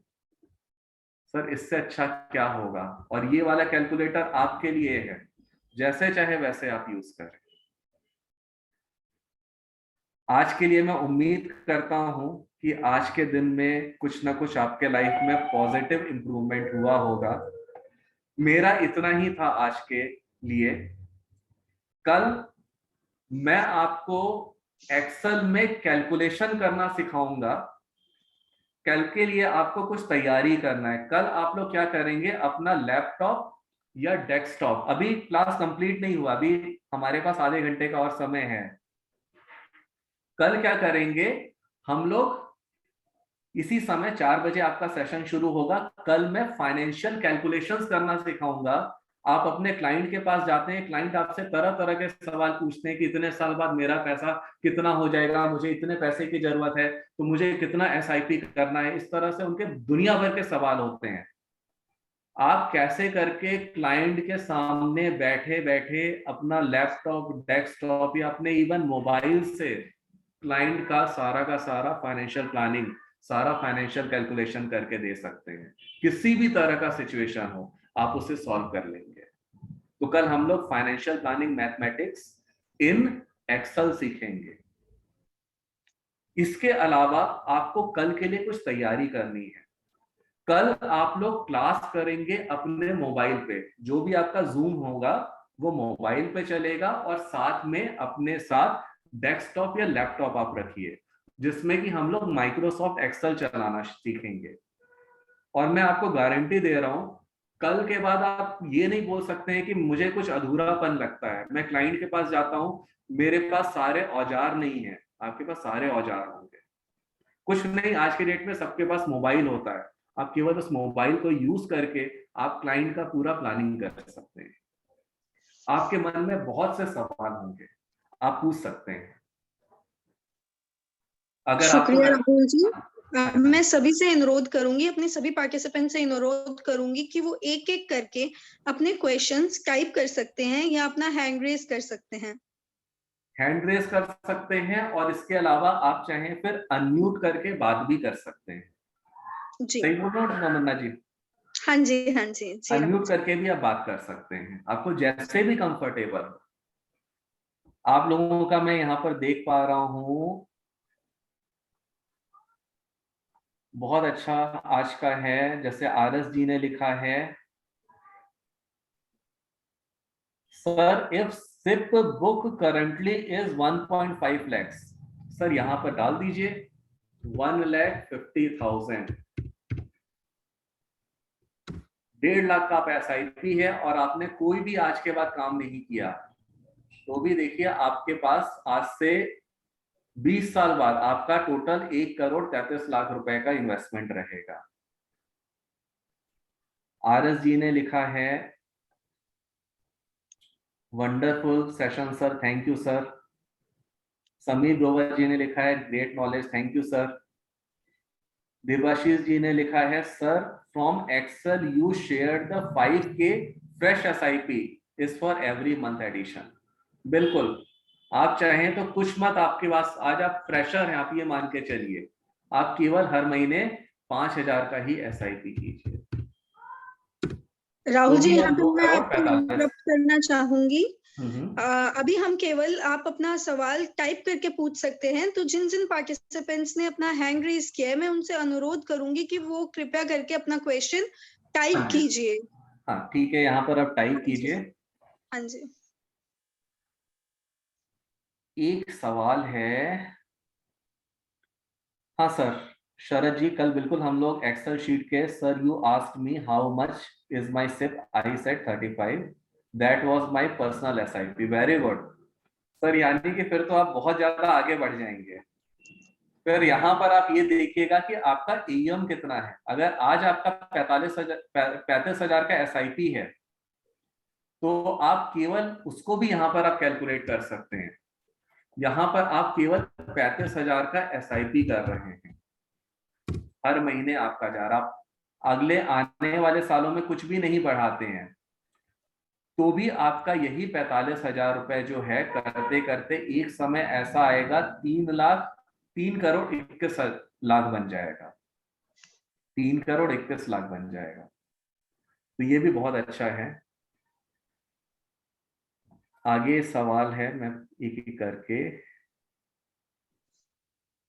एक सवाल है वैशाली जी का, today session was very good, I have a question, when we explain the total things to clients, they listen and gather information, afterwards they purchase it from different applications such as Zerodha, Angel, etc. Please guide on how to tackle these clients, direct and regular clients। Sir ये पिछले 1.5 साल में ये सब चीजें ज्यादा हुई हैं। अब यहाँ पर हम लोग अपने क्लाइंट से बात कर सकते हैं। एक तो हो गया कि क्लाइंट बहुत ही चालाक है, वो आपको बुलाया ही इसलिए है कि आपसे वो स्कीम जान जाए, और स्कीम जानने के बाद वो अपना खुद इन्वेस्टमेंट कर ले। तो सबसे पहली चीज, आपको स्कीम के बारे में बात ही नहीं करनी है, किसी भी स्कीम, किसी भी इन्वेस्टमेंट की बात नहीं करनी है। उनसे बात करना है वो क्यों इन्वेस्ट करना चाह रहे हैं, उनका मकसद क्या है। जब आप गोल्स की बात करते हैं तो वो स्कीम की बात करना छोड़ देते हैं। और रही बात स्कीम की, जब हम लोग डॉक्टर के, आप उनको ये बोल सकते हैं कि जब हम लोग डॉक्टर के पास जाते हैं तो अपनी परेशानी बताते हैं, और फिर फाइनली क्या होता है, परेशानी का हल लिखता है डॉक्टर, यानी कि दवाई। स्कीम एक टूल है, स्कीम अपने आप में सब कुछ नहीं होता। दूसरी चीज, पिछले 1.5 साल में ज़ीरोधा ये सब चीजों का बहुत ज्यादा प्रचलन बढ़ा है, और सच्चाई ये है कि मार्केट कभी भी एक डायरेक्शन में नहीं चलती है। आज किसी ने ज़ीरोधा या अपस्टॉक्स या ग्रो ऐप से अपना पोर्टफोलियो बना लिया, 1 साल 2 साल 3 साल बाद जब समय बीतेगा, उनके पोर्टफोलियो में प्रॉब्लम्स आनी शुरू होंगी, और उस समय इंसान मशीन से जवाब नहीं मांगता है, उस समय वो किसी इंसान को ढूंढता है। तो एक तरह से ज़ीरोधा आप स्टॉक्स या आपका ग्रो ऐप है, वो आपके लिए क्लाइंट भविष्य के लिए तैयार कर रहा है। तो ज़ीरोधा आप स्टॉक्स से डरिए मत, वो भविष्य के आपके क्लाइंट तैयार किया जा रहा है उनके थ्रू। और फाइनली एक समय जरूर आता है, क्लाइंट अपने पोर्टफोलियो का कबाड़ा कर लेता है। खुद करने के चक्कर में पूरे अपने पोर्टफोलियो का कबाड़ा कर लेता है, तो उसमें कुछ ऐसे लोग होंगे जो बोलेंगे कि आज के बाद मैं कभी भी इन्वेस्ट नहीं करूंगा। लेकिन उनमें से बहुत से लोग ऐसे होंगे जो बोलेंगे कि नहीं, हमसे कुछ गलतियां हुई हैं, अब हमें किसी एडवाइजर की जरूरत है। और जो लोग बोलेंगे कि कसम खाएंगे कि कभी नहीं आऊंगा, 2-4 साल बाद वो फिर से आपके पास आएंगे। इसके अलावा आपको सबसे पहले, मैं केमिस्ट के पास जाता हूं वो भी मुझे दवाई दे रहा है, और एक मैं नीम हकीम के पास जाता हूं वो भी मुझे दवाई दे रहा है, क्या फर्क पड़ता है मैं नीम हकीम के पास जाऊं या केमिस्ट के पास जाऊं। लेकिन जब मैं किसी प्रॉपर स्पेशलिस्ट डॉक्टर के पास जाता हूं, स्पेशलिस्ट डॉक्टर के पास कुछ ना कुछ एक्स्ट्रा ऐसा है जिसके कारण मैं जा रहा हूं उनके पास। तो आपको अपने अंदर इतना नॉलेज भर लेना है, इतना अपने आप को काबिल बना लेना है कि क्लाइंट का जो सवाल है, वो इवन सवाल पूछने से पहले भी 10 बार बोले कि आप मुझे 5 अलग अलग स्कीम का नाम बता दीजिए।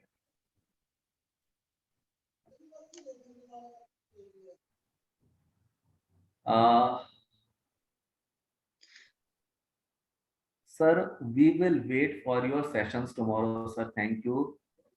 I am excited to attend tomorrow's session that is about mathematical calculation. Sir, बहुत बढ़िया। Can this Excel be used with the client? Sir, बिल्कुल कर सकते हैं। Even आपको कल ऐसे calculations भी बता दूंगा जो आपके बहुत काम आने वाला है। सर, बाकी आपके पास कई और सवाल होंगे क्वेश्चन एंड आंसर में। Today's I have question. We will explain things to client. ठीक है, ये सेम क्वेश्चन था।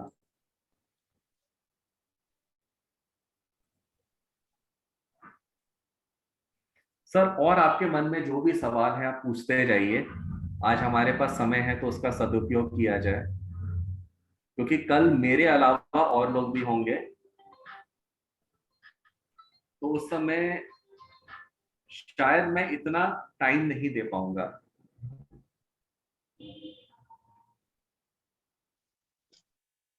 मैं अनुरोध करना चाहूंगी सभी से कि जिनके भी जो भी क्वेश्चंस हैं वो एक एक करके टाइप करके पूछ सकते हैं, हमारे चैट बॉक्स के माध्यम से पूछ सकते हैं।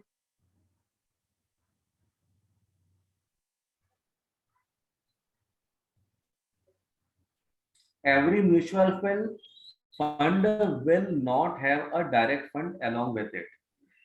सर, मान के चलिए कि हर एक स्कीम का कोई ना कोई डायरेक्ट स्कीम होगा ही होगा। अब ये हमारे ऊपर है कि क्लाइंट हमारे पास आए। सर, अगर आप क्लाइंट को अपने साथ जोड़ के रखना जानते हैं तो डायरेक्ट प्लान एक तरह से आपको बहुत मदद करने वाला है। जैसा मैंने कहा कि आने वाले 3-4-5 सालों में लोग अपना पोर्टफोलियो का इतना कबाड़ा कर चुके होंगे कि उसको सुधारने के लिए कोई ना कोई अब एडवाइजर चाहिए। तो डायरेक्ट प्लान अच्छा है, मैं तो यही बोलूंगा अच्छा है। इसका मैं एक एग्जांपल लेता हूं। हर एक राज्य में, जैसे दिल्ली में चांदनी चौक हो गया, आपका सदर बाजार हो गया, ये सारा जो है होलसेल मार्केट है। अगर कपड़े की दुकान है तो वहां पे हजारों कपड़े की दुकानें और हर जगह एक ही चीज मिल रहा होगा, लेकिन सारे दुकानदार कमा रहे हैं। कभी उनको ये मत समझिए कि वो आपके कंपटीटर हैं। आप अपने किसी मेन मार्केट में जाइए तो वहां पर आप देखेंगे कि एक ही तरह का काम करने वाले बहुत से दुकानदार हैं, और वो दुकानदार क्योंकि एक साथ वहां पे एक दूसरे से compete कर रहे हैं इसलिए ज्यादा अच्छा काम कर पा रहे हैं। Sir, how to advise acquire customer who feel FDs are still better option? Sir ऐसे क्लाइंट को हमेशा एफडी जैसी चीज ही दीजिए। फॉर एग्जाम्पल आप उनको कॉर्पोरेट फिक्स डिपॉजिट दे सकते हैं, जैसे पीएनबी का हो गया, एलआईसी हाउसिंग फाइनेंस हो गया। इस तरह से सरकारी कंपनियों से आप उनकी शुरुआत कीजिए, फिर धीरे धीरे करके HDFC housing finance, ICICI housing finance जो बहुत सेफ हैं, इन सब कैटेगरीज में उनको दीजिए, महिंद्रा फाइनेंस वगैरह। इसके बाद क्या है, आप उनको आरबीआई बॉन्ड्स दे सकते हैं, और फिर धीरे धीरे करके उनको आदत डालिए date funds, balance fund, hybrid funds, और फिर उसके बाद इक्विटी में उनको मत लाइए। इक्विटी में अगर लाना भी है तो उनको केवल और केवल डाइवर्सिफाइड इक्विटी फंड्स दीजिए, जैसे फ्लेक्सी कैप फंड हो गया, इन सब टाइप की चीज दीजिए। क्लाइंट वो आपके साथ लॉन्ग टर्म चलेंगे। अगर कोई एफडी पसंद करता है तो उनको एफडी जरूर दीजिए, और 80% उनको एफडी जैसी चीजें दीजिए। Sir I couldn't understand your calculator. Sir फिर से मैं बताता हूं, इस कैलकुलेटर में आपको केवल 4 चीजें डालना है, केवल 4 चीजें डालना है, 4 के अलावा 5वीं कोई भी चीज नहीं डालना है। सबसे पहला, आज आपके क्लाइंट्स का कितना सिप चल रहा है। मान लेते हैं आज आपके क्लाइंट्स का 1 लाख रुपए का एसआईपी हर महीने चल रहा है। जस्ट समझने के लिए, अब 1 लाख रुपए का एसआईपी चल रहा है। दूसरी चीज मुझे जानना है कि हर महीने आप कितना फ्रेश एसआईपी कर सकते हैं। मान लेते हैं आप कहते हैं कि मैं केवल 5,000 रुपए महीने का फ्रेश एसआईपी कर सकता हूं, हर महीने 5,000 नए क्लाइंट्स लाऊंगा, 5,000 रुपए जो एसआईपी करें। इसके अलावा जिस भी जगह आप इन्वेस्टमेंट कर रहे हैं वहां पर आपका रिटर्न कितना है। मान लेते हैं 12% रिटर्न आ रहा है, मैंने किसी इक्विटी बेस्ड फंड में पैसा लगाया है। आपने जिस जगह पैसा लगाया है वहां पर आपका कमीशन कितना है, तो मान लेते हैं 0.6%, 0.60% आपका ट्रेल है। तो यहां पर आपको क्या चीज पता चल जाता है, आपके 1 लाख रुपए के ऊपर क्या आपकी इनकम आ रही है, वो इस वाले लाइन में पता चल गया हर साल। आप जो 5,000 रुपए का फ्रेश एसआईपी कर रहे हैं वहां पर आपकी क्या इनकम है, और फाइनली पुराने और नए एसआईपी को मिला के आपकी क्या इनकम बनी, ये चीज आपको यहाँ पर पता चल जाता है। और आप क्या करते हैं, जो पैसा आप कमा रहे हैं हर साल या हर महीने, उस पैसे को आप खुद भी इन्वेस्ट करना शुरू कर दें, उसको विड्रॉ मत करें। एक समय ऐसा आएगा, जैसे 1 लाख है और 5,000 रुपए का ही एसआईपी कर रहे हैं, तो आपका यहाँ पर बन गया 2,67,000, सॉरी 2,67 लाख का आपका खुद का पोर्टफोलियो तैयार हो गया। ये आपने अपने रिटायरमेंट या फाइनेंशियल फ्रीडम प्लानिंग कर ली। इस तरह से यूज कीजिए। अगर आपको किसी भी तरह की प्रॉब्लम आती है, आप तमन्ना जी को आप कॉल कर सकती हैं, कर सकते हैं, आप सुरुचि जी को कॉल कर सकते हैं, आप अपने इवन जो आपके रिलेशनशिप मैनेजर हैं निवेश.com में, आप उनको संपर्क कर सकते हैं। कुछ भी नहीं है, आप मुझे कॉल कर लीजिए, मैं आपको प्रैक्टिकली आपके सिचुएशन के अनुसार पूरा यूज करना बता दूंगा। सर यहाँ पे मैं कुछ ऐड करना चाहूंगी कि मैं हाँ सभी जी। पार्टिसिपेंट से रिक्वेस्ट करती हूँ कि उनके कुछ भी क्वेश्चंस या डाउट रह जाते हैं तो वो डायरेक्टली अपने सेंट्रल रिलेशनशिप मैनेजर से पूछ सकते हैं।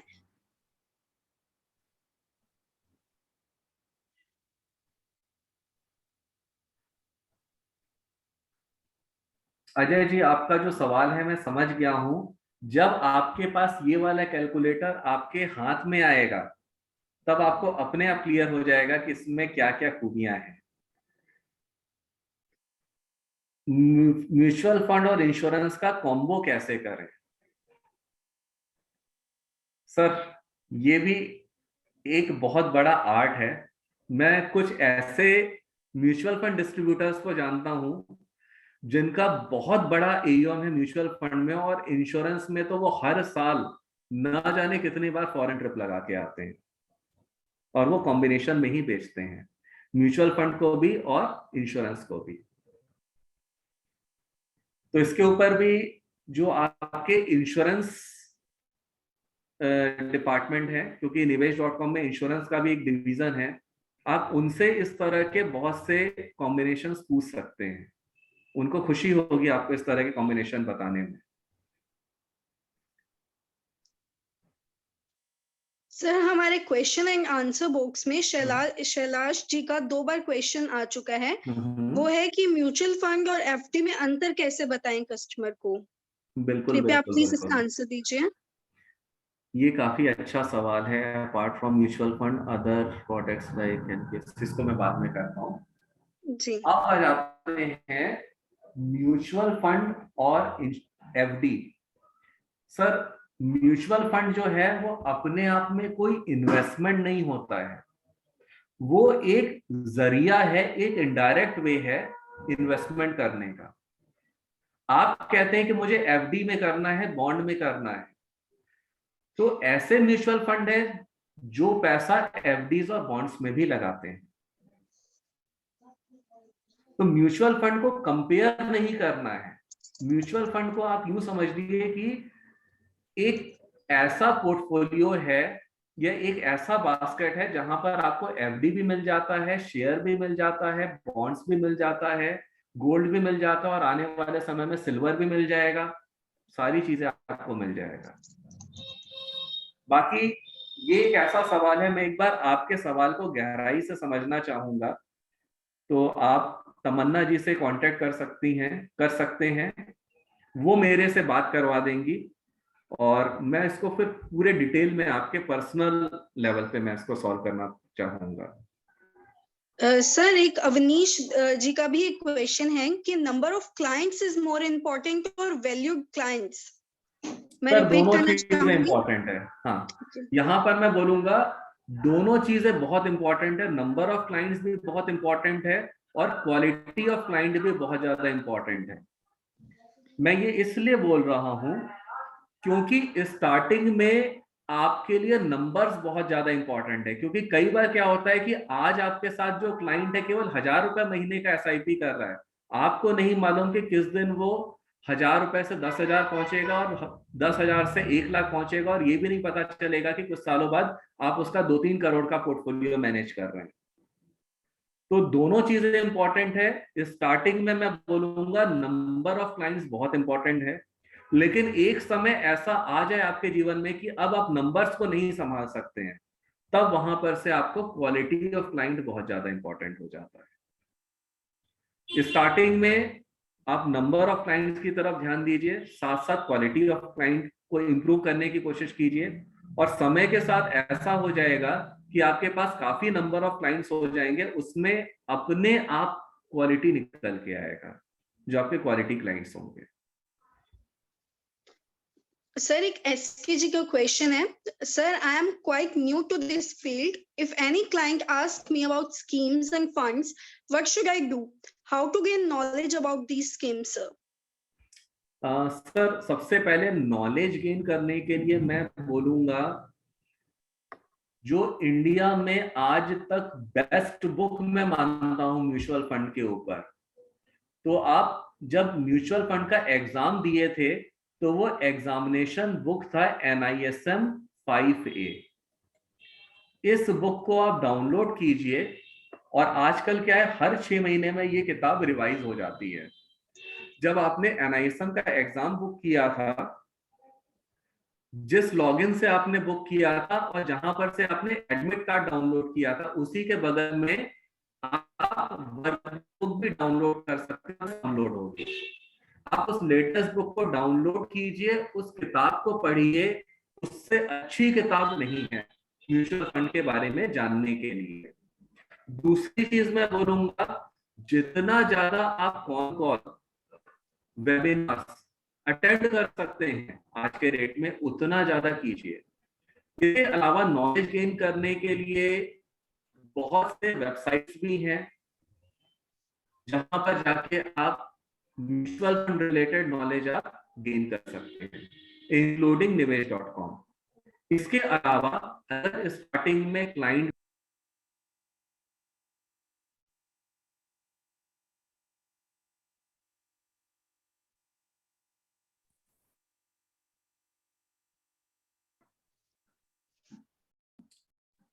क्या मुझे सुन पा रहे हैं? राहुल जी, कुछ तकनीकी प्रॉब्लम की वजह से हम आपको नहीं सुन पा रहे हैं। आप प्लीज अपना रिपीट अच्छा, कीजिए। बाकी कैंडिडेट्स भी मुझे सुन पा रहे हैं क्योंकि मुझे सबका डेटा तो दिख रहा है।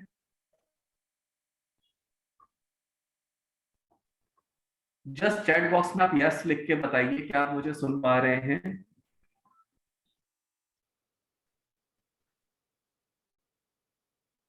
जस्ट चैट बॉक्स में यस लिख के बताइए।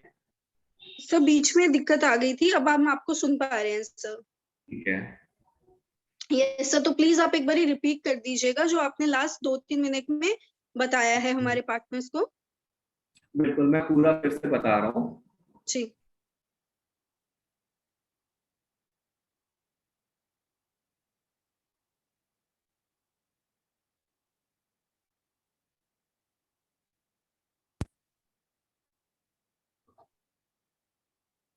राहुल जी, आप हमें सुन पा रहे हैं? हाँ, मैं सुन पा रहा हूँ। जी। ठीक है। हाँ जी। मेनली सबसे पहले हमें नॉलेज गेन करने के लिए एनआईएसएम 5A बुक पढ़ना पड़ेगा, ये बेस्ट बुक में मानता हूँ। दूसरा, मैं एक चीज और बोलना चाहूंगा कि जो भी आपके सेंट्रल रिलेशनशिप मैनेजर हैं, अगर मान लेते हैं आप क्लाइंट के पास जाते हैं और क्लाइंट को सारी चीजों को एक्सप्लेन करते हैं, आपको लगता है कि कुछ कमी रह गई है, तो आप अपने साथ सेंट्रल रिलेशनशिप मैनेजर को भी बोल सकते हैं कि सर आप भी मेरे साथ चलिए, तो उससे आपका नॉलेज एनहेंसमेंट भी होगा। तो ये एक अच्छा मेथड हो सकता है आपको नॉलेज इंप्रूव करने के लिए। बाकी स्टार्टिंग में ये समस्या आती है बहुत लोगों को।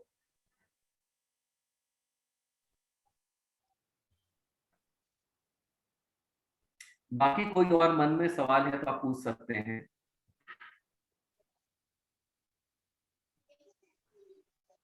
सर, एक वैशाली जी का क्वेश्चन है। Today's session was very good. I have a question. When we explain the total things to clients, they listen and gather information. Afterwards, they purchase it from different applications. Please guide on how to tackle these clients, direct and regular plans. बिल्कुल बिल्कुल, ये चीज जो है समस्या रहेगी। देखिए, सबसे पहले आपको ये बताना है, ये मैंने पहले भी इसका जवाब दिया है, बाकी मैं इसमें कुछ और चीजें बोलूंगा।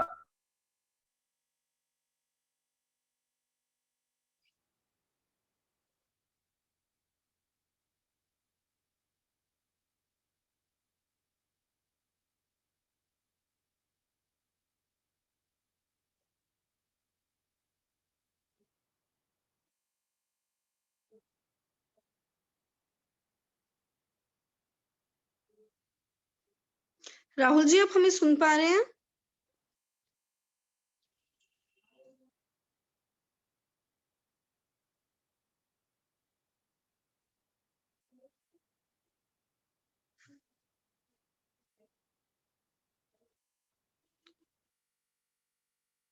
जी, हमें अब मुझे खेद है कि राहुल जी हमारे साथ कोई मैं भी तकनीकी ये नोटिस प्रॉब्लम की कर रहा वजह हूँ, से। नेटवर्क तो पूरा आ रहा है। एक मिनट, मैं इसको स्विच कर देता हूँ। जी, जी, राहुल जी, आपकी आवाज हम नहीं सुन पा रहे हैं बीच-बीच में। हम्म, तो आपसे रिक्वेस्ट है, प्लीज आप कुछ ऐसी जगह पे आ जाइए ताकि हम आपको हम्म। सुन सकें। नहीं, मैं क्या कर रहा हूँ, मैं अपना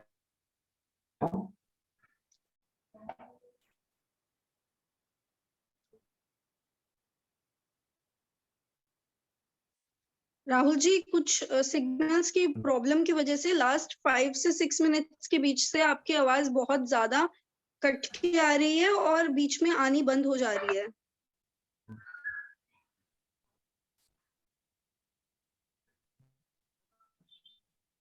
मुझे आप सुन पा रहे हैं? सर हम आपको सुन पा रहे हैं, बट बहुत ज्यादा आवाज आपकी कट के आ रही है।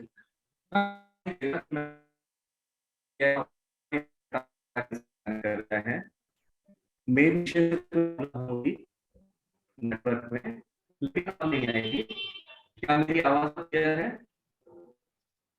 Rahul ji, I am really sorry, but अभी भी हम आपको थोड़ा कट कट के सुन पा रहे हैं। आपको आना चाहिए।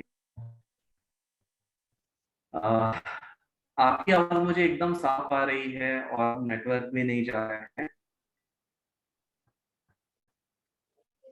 राहुल जी, ये समस्या सिर्फ मेरे एंड से नहीं आ रही है, हमारे बहुत से जो पार्टिसिपेंट्स हैं वो भी यही कंप्लेन कर रहे हैं कि उनकी आपको आवाज कम आ रही है या कट कट के आ रही है।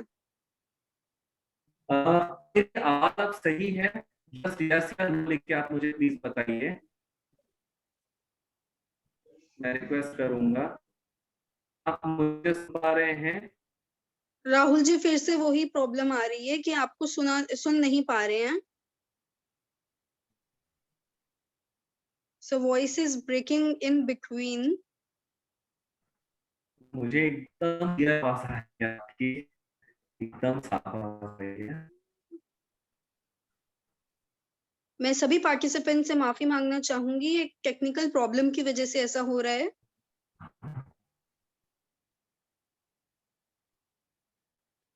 राहुल जी, आप प्लीज दोबारा कनेक्ट कीजिए। हम आपको सुन नहीं पा रहे हैं ठीक और है। आपकी आवाज बहुत ही ज्यादा कम आ रही है।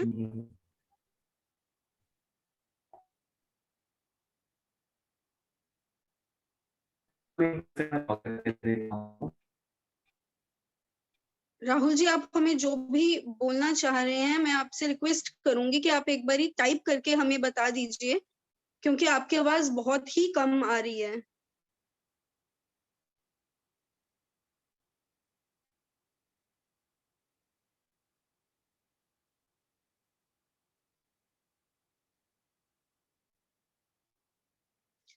मैं हमारे साथ जुड़े हुए सभी पार्टिसिपेंट से माफी मांगना चाहूंगी, ये किसी टेक्निकल प्रॉब्लम की वजह से ये प्रॉब्लम आ रही है।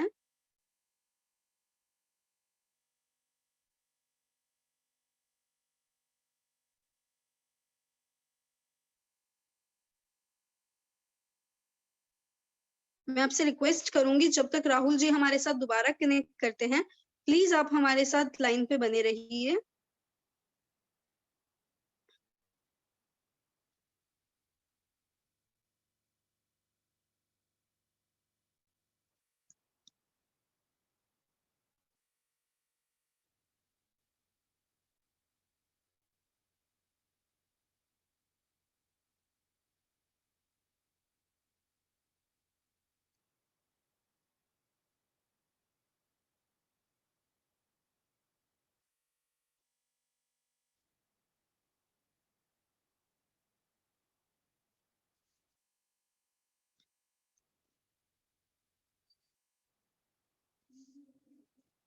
आप प्लीज लाइन पर बने रहिए, हम राहुल जी से दोबारा कनेक्ट कर रही है हमारी टीम।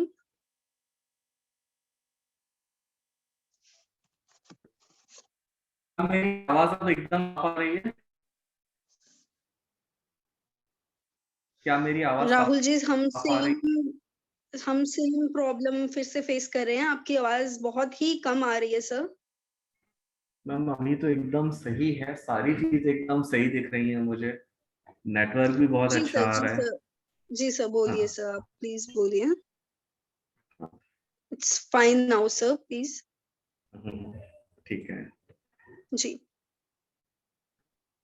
हमें मेनली क्या है, क्लाइंट, देखिए क्लाइंट के पास सारी चीजें हैं, डायरेक्ट प्लान भी है, रेगुलर प्लान भी है, जीरोधा भी है, अप स्टॉक्स भी है, सारी चीजें हैं क्लाइंट के पास। अब हमें ये दिखाना है कि मैं उससे बेटर कैसे हूं। अब मैं एक एग्जांपल देता हूं कि क्लाइंट बोलता है कि ऑनलाइन, ऑनलाइन आप भी दे रहे हैं, ऑनलाइन जीरोधा भी है। मैं ये नहीं कहता जीरोधा नहीं है, लेकिन क्या होता है कि आप क्या वैल्यू एडिशन दे रहे हैं। फॉर एग्जाम्पल, आप सड़क के पास में जाइए, ठीक है, वहां पर अगर मान लेते हैं 100 रुपए किलो लड्डू मिल रहा है, और उसी के बगल में एक और दुकान है जो 200 रुपए किलो लड्डू दे रही है, तीसरी दुकान है जो 400 रुपए किलो लड्डू दे रहे हैं। अब 400 किलो में भी लड्डू खरीद रहे हैं लोग, उसमें कुछ लड्डू में खास है जो लोगों को पसंद आ रहा है। ठीक इसी तरह अगर आप केवल स्कीम्स ही बताते रहेंगे तो डेफिनेटली स्कीम तो जीरोधा ऑफ स्टॉक्स में आप खोलते ही आपको मिल जाएगा, और वो ज्यादा अच्छा प्रेजेंटेशन के साथ अपने स्कीम्स को बताते हैं। तो आपको स्कीम्स के बारे में बात ही नहीं करना है, आपको केवल उनके गोल्स के बारे में बात कीजिए, उनके पर्सनल फाइनेंस के बारे में बात कीजिए। जब आप उनके पर्सनल चीजों के ऊपर बात करेंगे जो जीरोधा ऑफ स्टॉक्स कभी नहीं करेगा, तब वो आपके साथ जुड़ना पसंद करेंगे। तो मैं ये बार बार बोलूंगा कि हमेशा स्कीम के डिस्कशन, कितना रिटर्न आएगा, 15% रिटर्न आएगा, 20% रिटर्न आएगा, 50% रिटर्न आएगा या नेगेटिव आएगा, इसके ऊपर मत बात कीजिए। कौन कौन से गोल्स है और उन गोल्स को कैसे करके अचीव करना है, इसके ऊपर बात कीजिए। इसके अलावा कुछ चीजें और इंपॉर्टेंट है। आपने बेस्ट स्कीम चूज कर लिया, लेकिन बेस्ट स्कीम चूज करने के बाद भी लोगों को नुकसान होता है। हम लोगों को मेन सीखना है क्लाइंट का एसेट एलोकेशन कैसे करना है, कितना परसेंट कहां पर कैसे किस तरह से मैनेज किया जाए, ये चीज ज्यादा इंपॉर्टेंट है। जी।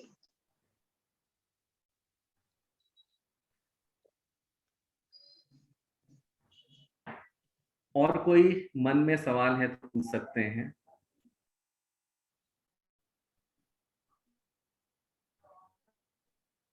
और कोई मन में सवाल है तो पूछ सकते हैं।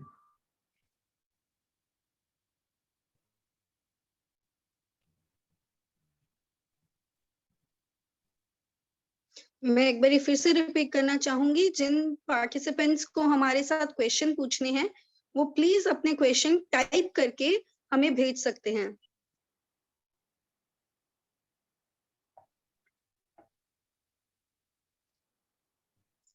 आई थिंक राहुल जी आज के क्वेश्चंस में बस इतना ही है। आज इतना ही। कल के लिए आप लोग पूरा तैयार करके रहिएगा। मोबाइल पे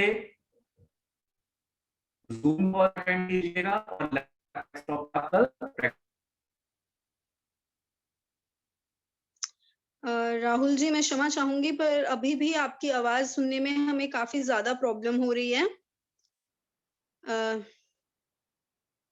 Thank you so much Rahul ji for joining in and sharing your wonderful thoughts with us. मैं सभी पार्टिसिपेंट से अनुरोध करना चाहूंगी कि वो कल भी आज के जैसे अच्छे सेशन को सुनने के लिए कृपया हमारे साथ बने। और मैं राहुल जी का भी बहुत बहुत धन्यवाद करना चाहूंगी कि वो आज हमारे इस सेशन में हमारे साथ जुड़े और अपना कीमती समय निकालकर अपनी वैल्यूएबल नॉलेज हमारे साथ, हमारे पार्टनर्स के साथ शेयर करी, सभी पार्टिसिपेंट्स के साथ शेयर करी। So it's a pleasure to have you with us, sir. Thank you. आज आप लोगों के साथ मुझे सच में बहुत अच्छा लगा। कल हम लोग फिर से मिलेंगे और चीजों को सीखेंगे, और ऐसी चीज सीखेंगे जो जिंदगी में काम आने वाली है, हमारे बिजनेस में काम आने वाली है। जी। आज के इवेंट में बस इतना ही। सभी पार्टिसिपेंट्स का इवेंट का हिस्सा बनने के लिए और इस इवेंट को सक्सेसफुल बनाने के लिए बहुत बहुत धन्यवाद। मैं यहाँ फिर से दोहराना चाहूंगी कि बहुत ही ज्यादा एक्टिव पार्टिसिपेशन रही है हमारे सभी पार्टिसिपेंट्स की इस इवेंट में। तो मैं यहाँ पे बोलना चाहूंगी कि अगर आपके कुछ और क्वेश्चंस रह गए हैं तो आप डायरेक्टली अपने सेंट्रल रिलेशनशिप मैनेजर से पूछ सकते हैं, और इस इवेंट की रिकॉर्डिंग आप सभी के साथ जल्द ही शेयर कर दी जाएगी। धन्यवाद।